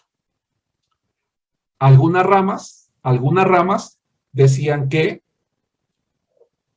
y lo voy a mencionar en otra materia, que probablemente el Espíritu vino a Cristo en el bautismo, pero que salió de él antes de la crucifixión, y por lo tanto él no es el Salvador del mundo. Eso es lo que decía otro grupo. Otro grupo decía, no, la deidad no está en él no es Dios, porque la materia es mala, y él está en un cuerpo humano que es materia. 3. Otros decían que su cuerpo, el de Jesús, no era realmente humano, parecía humano, solo parecía serlo. Y he aquí que algunos decían que la divinidad entra en él en el bautismo y sale antes de morir en la cruz. 4. Ellos creían en un Dios supremo, en un Dios trascendente, como lo llamaban ellos. y creían en otro Dios inferior. Creían que ese Dios inferior es Jehová, el Jehová del Antiguo Testamento. Y dicen que Él es inferior porque Él creó lo material. Él creó, y si lo material es malo, Él no puede ser el Dios supremo o trascendente. De hecho, a Él lo llamaban demiurgo. Y algunos decían, ese demiurgo es Jehová. Pero sobre Él hay otro Dios que es trascendente, que no tiene nada que ver con lo material. 5. Ellos decían que Jehová y el Dios que predicaba Jesús eran completamente diferentes. ¿Por qué? Porque ya como lo acabo de decir, Jehová era un Dios inferior que se encarga de lo material y el Dios trascendente o supremo es otro. 6. Decían que la salvación era el resultado del conocimiento directo de la divinidad suprema en la forma de intuiciones místicas o esotéricas. Algo muy extraño, difícil de entender, de explicar incluso por ellos mismos, ¿verdad? Porque ¿a qué finalmente le puedes llamar esa revelación o cuando sabes cuál es el verdadero conocimiento? Aunque, insisto, se centra en la persona de uno mismo. 7. Ellos decían que no hay salvación por la fe gracias al sacrificio de Cristo, sino mediante la gnosis o el conocimiento introspectivo de lo divino, que es un conocimiento superior a la fe. 8. Ellos decían que el ser humano es autónomo para salvarse a sí mismo, no necesita a Cristo, no necesita a Dios. De hecho, el gnosticismo, hermanos, es algo místico, es algo esotérico, con lo cual ellos pretenden alcanzar la salvación. Y 9. Unos hacían énfasis en ocuparse del espíritu, castigando a la carne de todo apetito, y tenían un comportamiento ascético. No sé si en alguna ocasión has escuchado lo que es el ascetismo o los ascetas. La vida ascética o la práctica del ascetismo tiene como propósito, hermanos, purificar el espíritu por medio de la negación de los placeres materiales o de la abstinencia de ellos. Había otros que decían que la carne no afectaba al espíritu y entonces tú podías hacer lo que tú quieras. Bien, un par de cosas más. ¿Cómo podemos ver entonces al gnosticismo? El gnosticismo se veía como una visión filosófica religiosa que simplemente trata de conocer la verdadera naturaleza del mundo, del ser humano, de Dios, creyendo que con ese conocimiento del mundo, del ser humano y de Dios, ¿verdad?, alcanzan la salvación, pero sobre todo, ¿verdad?, el conocimiento de uno mismo. Con el paso del tiempo, el gnosticismo vino a ser un movimiento sincretista. ¿Qué es el sincretismo? El sincretismo, hermanos, es la unión de pensamiento de varias filosofías o de varias religiones. Eso es el sincretismo, es la combinación de, por ejemplo, Brasil o Haití, que son, Haití sobre todo, ¿no? Haití es o África, algunas regiones de África, donde de día se practica el catolicismo, pero de noche se practica prácticas de brujería, de ese tipo de rituales, ¿verdad? O no nada más el catolicismo, cualquier otra religión, ¿verdad? Incluso lamentablemente hay miembros en las iglesias, y lo digo para vergüenza de mía o de todos nosotros, ¿verdad? Tristemente hay personas que asisten a nuestras iglesias porque tampoco estamos exentos de ellos, que de día son cristianos, pero bien a escondidas se van a hacerse sus limpias, ¿verdad? O que les echen sus cartas. Eso sí, en el nombre del Padre, del Hijo y del Espíritu Santo, ¿verdad? Para sentirse bien, ¿verdad? O van con brujas blancas porque esas no hacen lo malo, hacen lo bueno, ¿verdad? Sin entender que en realidad los colores no existen en el pecado. Eso es un sincretismo, ¿verdad? El creer, el unir varias cosas como una sola y hacerlo parte de tu creencia. Con el paso del tiempo, el gnosticismo se convirtió en una filosofía de esa naturaleza. ¿Por qué doy este antecedente, hermanos? Porque vamos a encontrar una epístola, como la epístola de Colosenses, que es la 14ª epístola que vamos a estudiar en esta noche, en la que algunas, no todas, algunas de las problemáticas que se estaban viviendo en esta región procedían de esto que ya acabo de mencionar hace un momento. Entonces, ¿Quién es el autor de la epístola a los Colosenses, hermanos? Ya estoy entrando en materia. ¿Quién es el autor? El autor es Pablo, desde la prisión en Roma. ¿Dónde estaba Colosas? Yo dije hace rato que estaba, es una región cercana, estaba a unos 160 kilómetros al este de Éfeso, es decir, no estaba muy lejos realmente. Se cree que Colosas fue, aunque Pablo no estableció la iglesia y él nunca estuvo allí, se cree que mientras Pablo estuvo en Éfeso, un grupo de hermanos, particularmente uno, del cual voy a hablar más al rato, va a esta región a establecer allí una iglesia. ¿Cómo sabemos que Pablo nunca ha estado allí? Bueno, porque Colosenses capítulo 2, versículo 1, dice lo siguiente. Colosenses capítulo 2, versículo 1 dice, porque quiero que sepan cuán gran lucha sostengo por ustedes y por los que están en la Odisea y por los que nunca han visto mi rostro. Cerca de Colosas había otra iglesia que tampoco Pablo fundó, no tenemos ninguna carta a la Odisea, pero ellos no conocían incluso al apóstol Pablo, seguramente habían escuchado de él a través de los misioneros que habían sido enviados. Bien, no sabemos con precisión quién fue el fundador de Colosas. Hay quien dice que pudo haber sido Epafras. Más tarde vamos a ver por qué. Y Epafras es un hombre que está conectado con la iglesia en Colosas, con la iglesia en Hierápolis y con la iglesia en la Odisea. Es altamente probable que la carta a los colosenses fue una carta circular. ¿Qué es una carta circular? Es una carta que estaba dirigida, en este caso, a esta congregación, pero que tenía como propósito que circulara en la región. En este caso, en Hierápolis, en la Odisea, porque muy probablemente las congregaciones de allí habían sido afectadas por la misma enseñanza. Hermanos, uno quisiera pensar que esto no pasa en la vida real, pero sí pasa. Lamentablemente, hoy en día, conocemos iglesias que en algún momento dado, ¿verdad? Hermanos, empezaron a introducir poco a poco. Y es que normalmente, hermanos, las falsas enseñanzas no llegan y se predican en un domingo libremente desde el púlpito. Muchas veces están siendo introducidas poco a poco por personas que han acudido a otros lugares, han leído algún tipo de literatura equivocada y empiezan a introducirla poco a poco, hasta que sin darse cuenta, ¿verdad?, ya está dentro. Bien. Abran sus Biblias allí en Colosenses capítulo 1, versículo 7. Dice este pasaje de la Biblia, como lo has aprendido de Epafras. Esta frase, como lo has aprendido de, da la idea de que él era el maestro, él era el que les enseñaba. Él es el que va a buscar a Pablo para pedir ayuda. Él es el que ora por ellos, es el que está preocupado por ellos con toda seguridad. Él es el pastor, él es el que, si no directamente solo o con un equipo de hermanos, él es el que establece las iglesias en aquella región. Como lo habéis aprendido de Epafras, nuestro consiervo amado. Esa palabra consiervo implica, ¿verdad?, alguien involucrado también en el ministerio, por eso digo que era el pastor de allí, que es un fiel ministro. Otra palabra, ministro, ¿verdad? Servidor, siervo, pastor de Cristo para ustedes. Otra, capítulo 4, versículos 12 y 13. Estamos tratando de comprobar, porque esta epístola lo permite, quién es probablemente el fundador de la iglesia y por lo tanto su pastor, Epafras. Dice el 4, 12 y 13.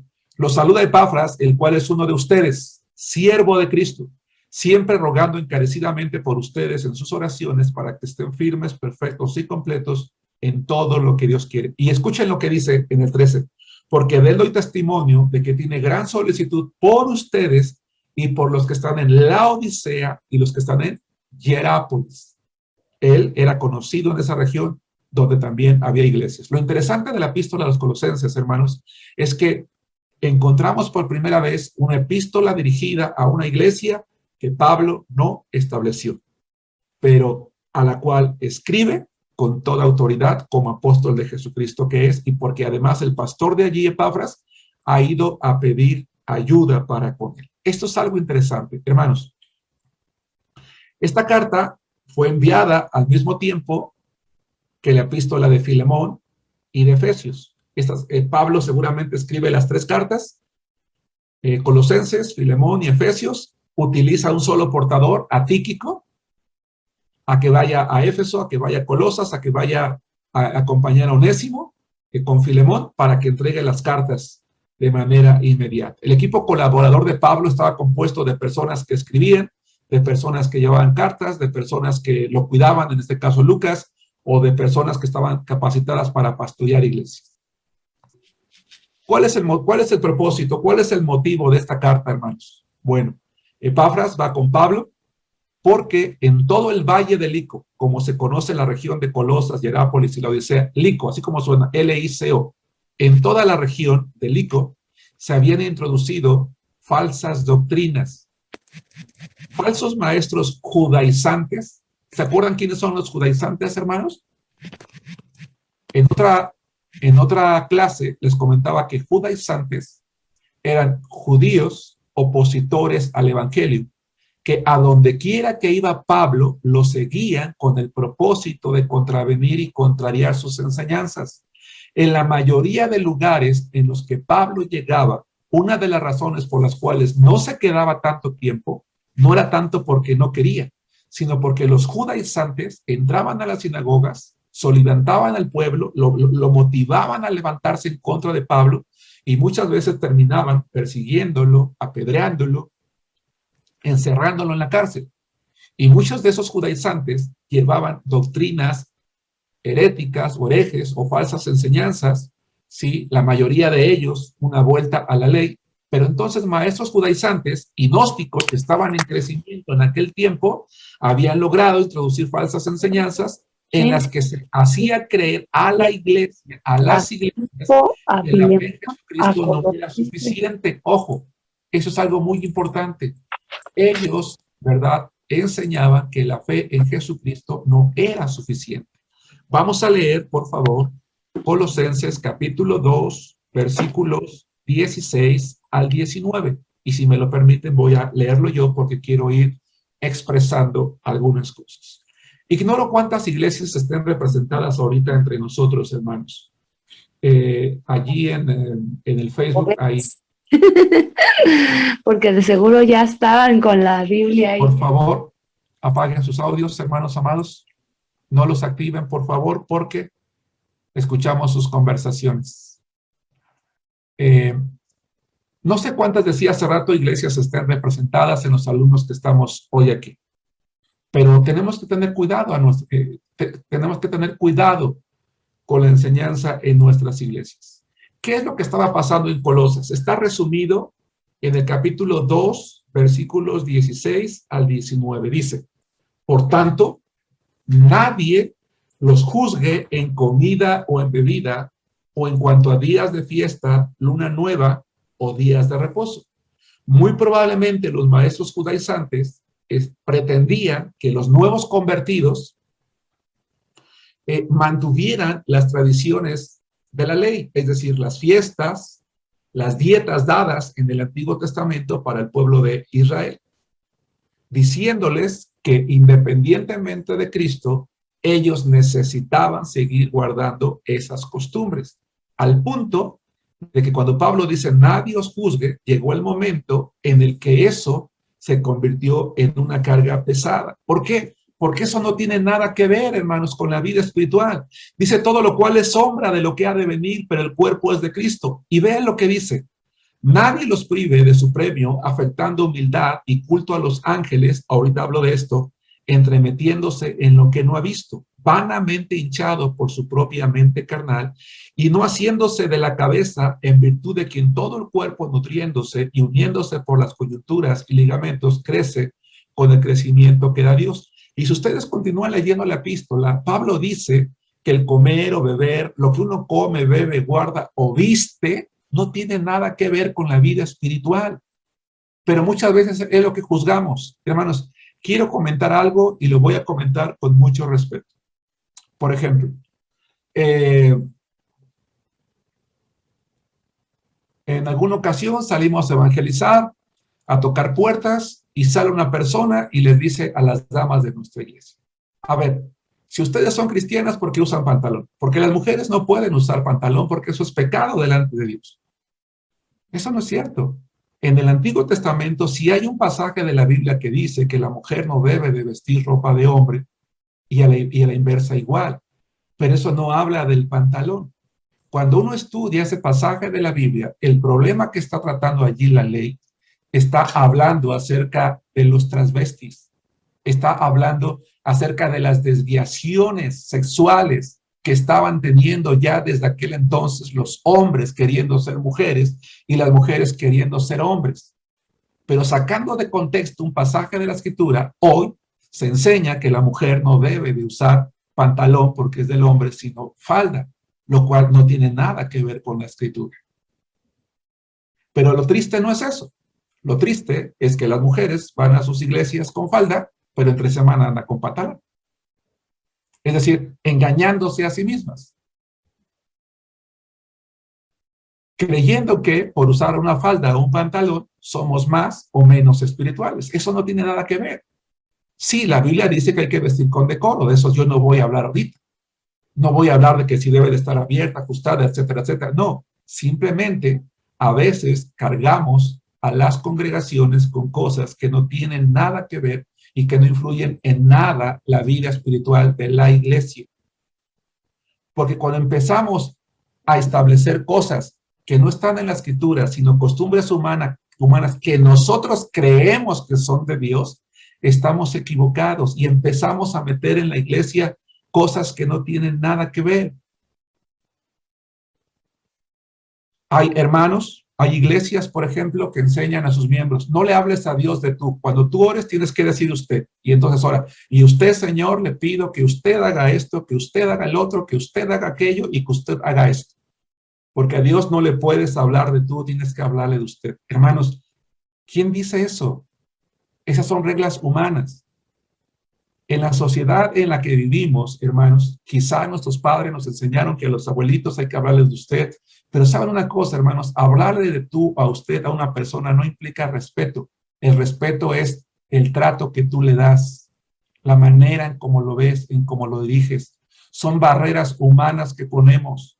En el Antiguo Testamento, el judío a Dios no le podía, no podía ni siquiera se sentía merecedor de escribir su nombre. Por eso cambiaron Jehová por Adonai. Cuando Jesús enseña la oración modelo, dice, cuando ustedes oren van a orar así, Padre nuestro. La palabra Padre, hermanos, rompió con toda la costumbre, la mentalidad judía que había en aquel tiempo. ¿Cómo le puedo llamar a Dios Padre? Y Jesús dice, tú le puedes llamar a Dios Padre. Dice la Biblia que el Espíritu Santo, ya lo vimos en Gálatas, dice que cuando es enviado a nosotros, nos hace clamar, Abba Padre. Y ese pasaje de la Biblia, cuando dice Abba Padre, dice, el Espíritu Santo te hace acercarte a Dios con la confianza con la que un bebé mira el rostro de su padre con gozo y le dice, pa. Un bebé de brazos, ¿qué entiende cuando le dice pa a su papá? Que si le habla de tú o de usted, es más respetuoso, hermanos. ¿Creen ustedes que eso lo entiende un niño? ¿No? Lo entiende porque con el paso del tiempo le vamos diciendo que tú y de usted hay una gran diferencia, pero no es así. Pero son cosas que vamos metiendo y que en lugar de acercar al creyente a Dios, hay una barrera. Yo no puedo acercarme a Él con confianza, pero ¿no dice Hebreos que podemos acercarnos confiadamente al trono de su gracia? Sí, eso es lo que estaba pasando. Los judaizantes iban por las iglesias tratando de introducir costumbres que salían de pensamientos humanos, como leyes, y a quien no lo hacía lo juzgaba, y eso se convertía en una carga pesada. Pero peor aún, hubo otro grupo que decía, ¿sabes qué? Es que la salvación no la tienes nada más por Cristo, tienes que adorar a los ángeles. Hermanos, la Biblia nunca nos manda a aclamar a los ángeles. Hay gente hoy en día que lamentablemente estudia angeleología, para aclamar supuestamente a tu ángel. Ten mucho cuidado.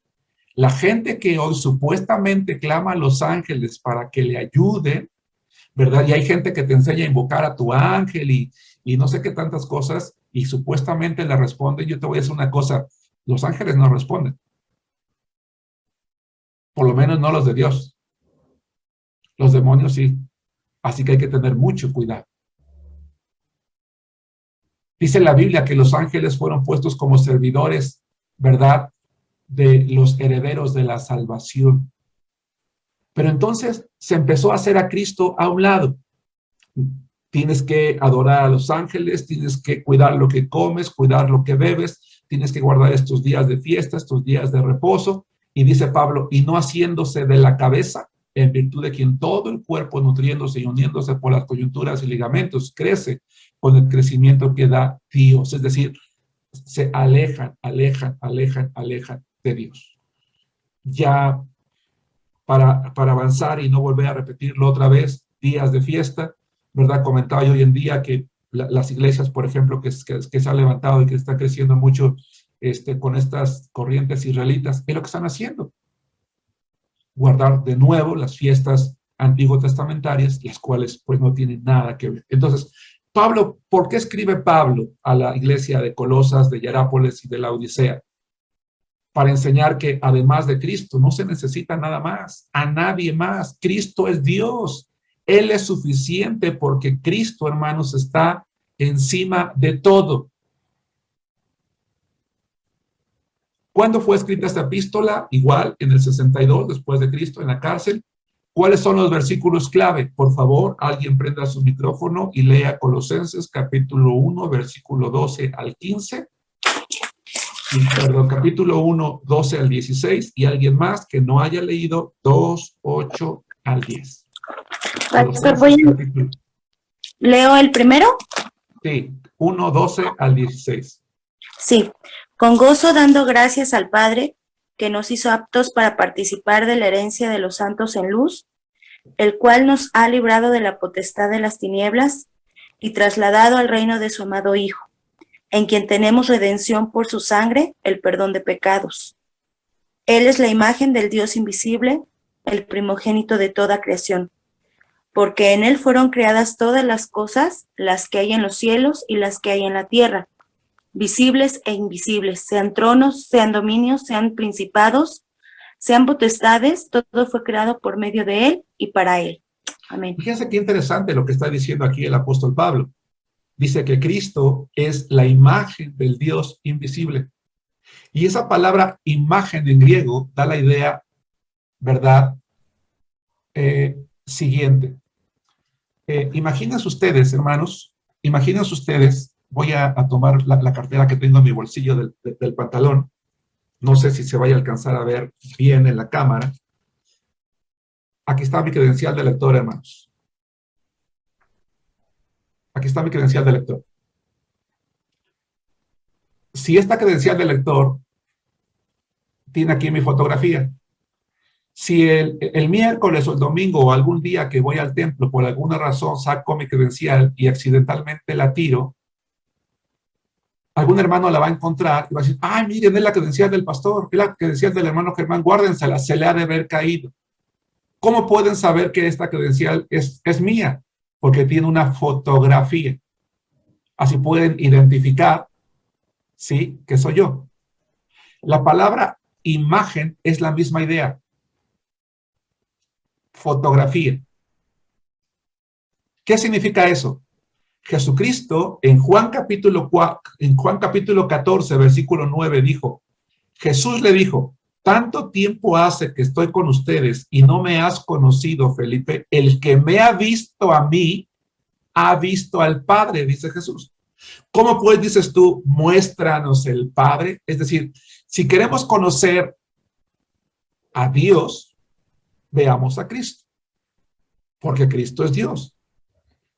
Misericordioso, perdonador, justo, santo, etcétera, etcétera. Jesús es Dios. Esa enseñanza gnóstica que estaba entrando en la congregación, que hacía a un lado Jesucristo, negando la redención de él, dice Pablo, no, tenemos en Cristo la redención, la salvación por su sangre, no por la gnosis, no por el conocimiento, no por el guardar días, fiestas, tradiciones o costumbres, no, sino por su sangre tenemos el perdón de pecados, porque él, al ser Dios, es el primogénito de toda creación. Este pasaje, hermanos, es utilizado por los testigos de Jehová para decir, ahí está, Jesús no es Dios porque Él es primogénito, Él fue el primer ser creado. No. La palabra griega prototokos, hermanos, es una palabra que implica no primero en el tiempo, sino preeminencia. Es decir, lo que Pablo está diciendo es que Jesús es Dios y al ser Dios, Él tiene la preeminencia, Él está por encima de cualquier cosa, en cualquier lugar, en el tiempo. Si nos damos cuenta, o sea, Él va a resaltar eso, de hecho es el tema principal. Y por si esto no fuera poco, dice, en Él, es decir, en Cristo, o más bien por medio de Él, fueron creadas todas las cosas, las que hay en los cielos, en la tierra, visibles, invisibles, entiéndase ángeles, entiéndase tronos, dominios, es decir, ángeles que están en la gloria de Dios, porque en la Biblia normalmente cuando se habla de tronos, dominios y principados, alude cotidianamente a los demonios, pero finalmente son ángeles también. Es decir, todo fue creado por Él, sean potestades, todo fue creado por medio de Él y para Él. A ver, por fin, Génesis 1:1 dice que en el principio creó Dios. Entonces, ¿quién creó, Dios o Cristo? Los dos. Es más, en Génesis dice que realmente quien creó fue el Espíritu Santo. ¿Quién creó por fin? ¿Dios, Cristo o el Espíritu Santo? Bueno, es que Jesús, Cristo y Dios son una misma persona. Y lo que está dejando en claro Pablo, por eso es un pasaje central muy interesante para contrarrestar la enseñanza gnóstica, es Él es Dios, Él es el Salvador, Él es el que está por encima de todo, de cualquier cosa, es lo único que necesitamos. Y por si fuera poco, alguien lea Colosenses 2, del 8 al 10, por favor. Colosenses 2, del 8 al 10. Yo, pastor. Adelante, Estivero. Dice la palabra de Dios, mirad que nadie os engañe por medio de filosofías y huecas sutilezas, según las tradiciones de los hombres, conforme a los rudimientos del mundo, y no según Cristo, porque en Él habita corporalmente toda la plenitud de la deidad, y vosotros estáis completos en Él, que es la cabeza de todo principado y potestad. En Él también fuisteis circuncidados con circuncisión no hecha a mano. Hasta allí, hermana, está bien. Gracias. Dice, ojo, dice Pablo, que nadie te engañe por medio de filosofías y huecas sutilezas. Es decir, cosas vanas, sin sentido, según tradiciones, según costumbres de los hombres, decía yo hace rato. ¿Por qué? Porque en Jesús habita corporalmente, en su cuerpo, toda la plenitud de la deidad, porque el gnosticismo decía, no, la deidad no habita en él, él es un simple hombre, y al ser un simple hombre no es salvador, y dice Pablo, no, él es el Dios que se hizo hombre, es Dios hecho hombre, y toda la deidad habita en él. ¿Se acuerdan que cuando vimos Filipenses hace ratito decíamos que él se despojó de su gloria, no de su deidad? Es lo que está diciendo Colosenses. Pero quiero que observes, hermanos amados, quiero que observen, hermanos amados, lo que dice el versículo 10. Y ustedes están completos en Él. Hermanos, yo calculo que ahorita en Zoom y en Facebook tenemos conectados aproximadamente unos 70 alumnos. Diferentes estados de la República Mexicana, diferentes países. Si tú y yo tenemos a Cristo, no necesitamos nada más. Pero a veces el cristiano, ¿verdad?, que está pasando por momentos de tribulación, se va a los grupos de AA. Hermano, pues es que me fui a la hacienda, me fui un fin de semana para tener una catarsis, para encontrarme.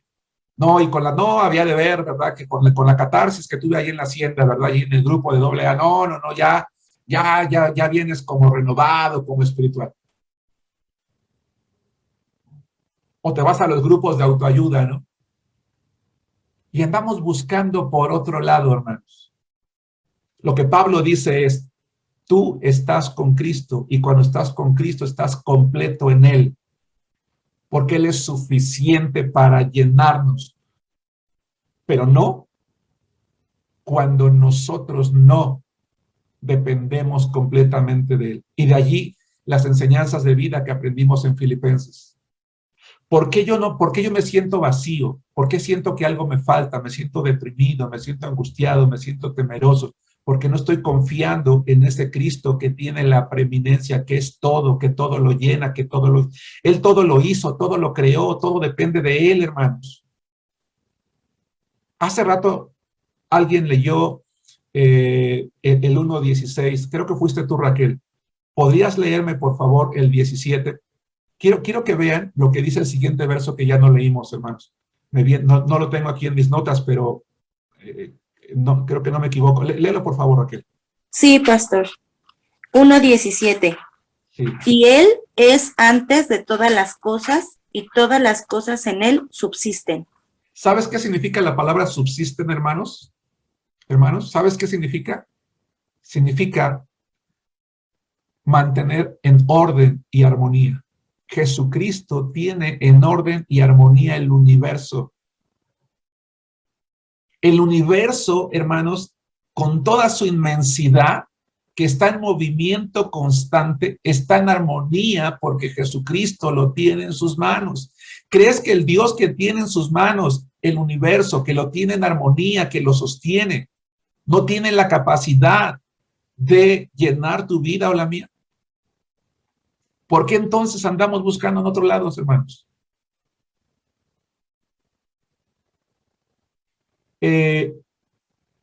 Yo no estoy en contra, aclaro, de ir con un psicólogo. No estoy en contra, lo aclaro.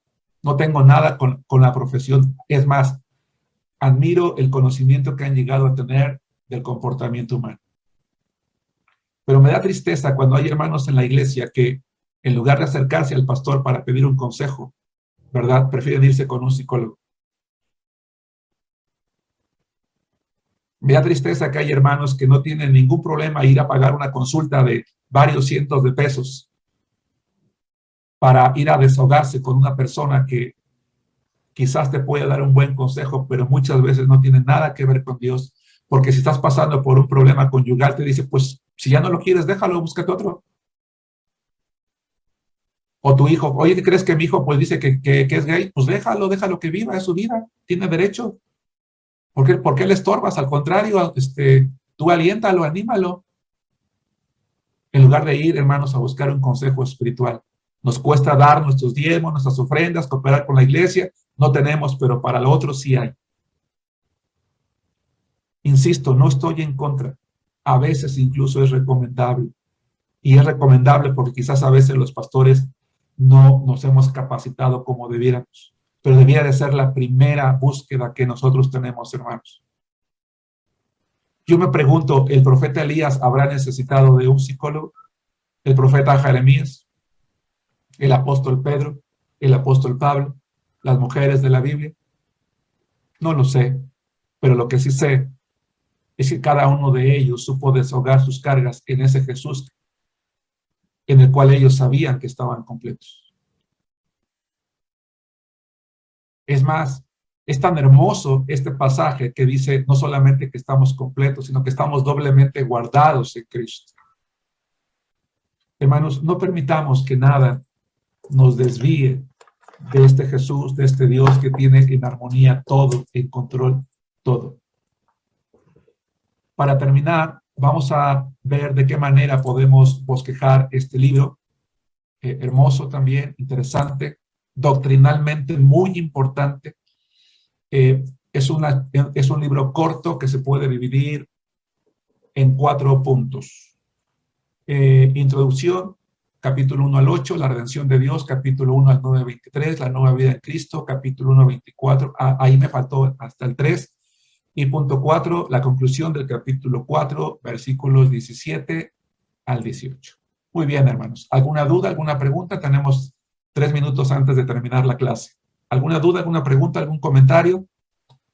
Pastor, si me permite. Sí. Con lo que comentaba de las filosofías y todas las ideas que se están metiendo en la iglesia, cuando empezamos a vivir una vida religiosa en lugar de fincada en la palabra de Dios, es muy fácil deslizarse. Sí. es la religiosidad lo que finalmente viene a dominar. Gracias. Exactamente. Y cuando nos volvemos religiosos, dejamos de tener comunión con el Espíritu Santo de Dios, deja de tener control de nuestra vida, y es cuando empezamos a sentirnos vacíos y que necesitamos algo más, ¿verdad? Muy bien. ¿Alguna pregunta o comentario, hermanos? Déjenme abrir rápidamente el chat porque lo cerré, no vi si alguien ha planteado alguna pregunta, creo que no, todo el mundo está haciendo su pase de lista. Muy bien, pues si no hay alguna otra duda o pregunta, hermanos, vamos a hacer la oración final para despedirnos, ¿verdad? Están estudiando, están repasando, como siempre, voy a subir las notas al grupo y el video también para aquellos que están aprovechando para repasar. ¿Alguien desea hacer la oración final, hermanos, para concluir la clase de este día? Sí, pastor, si me permiten. Adelante.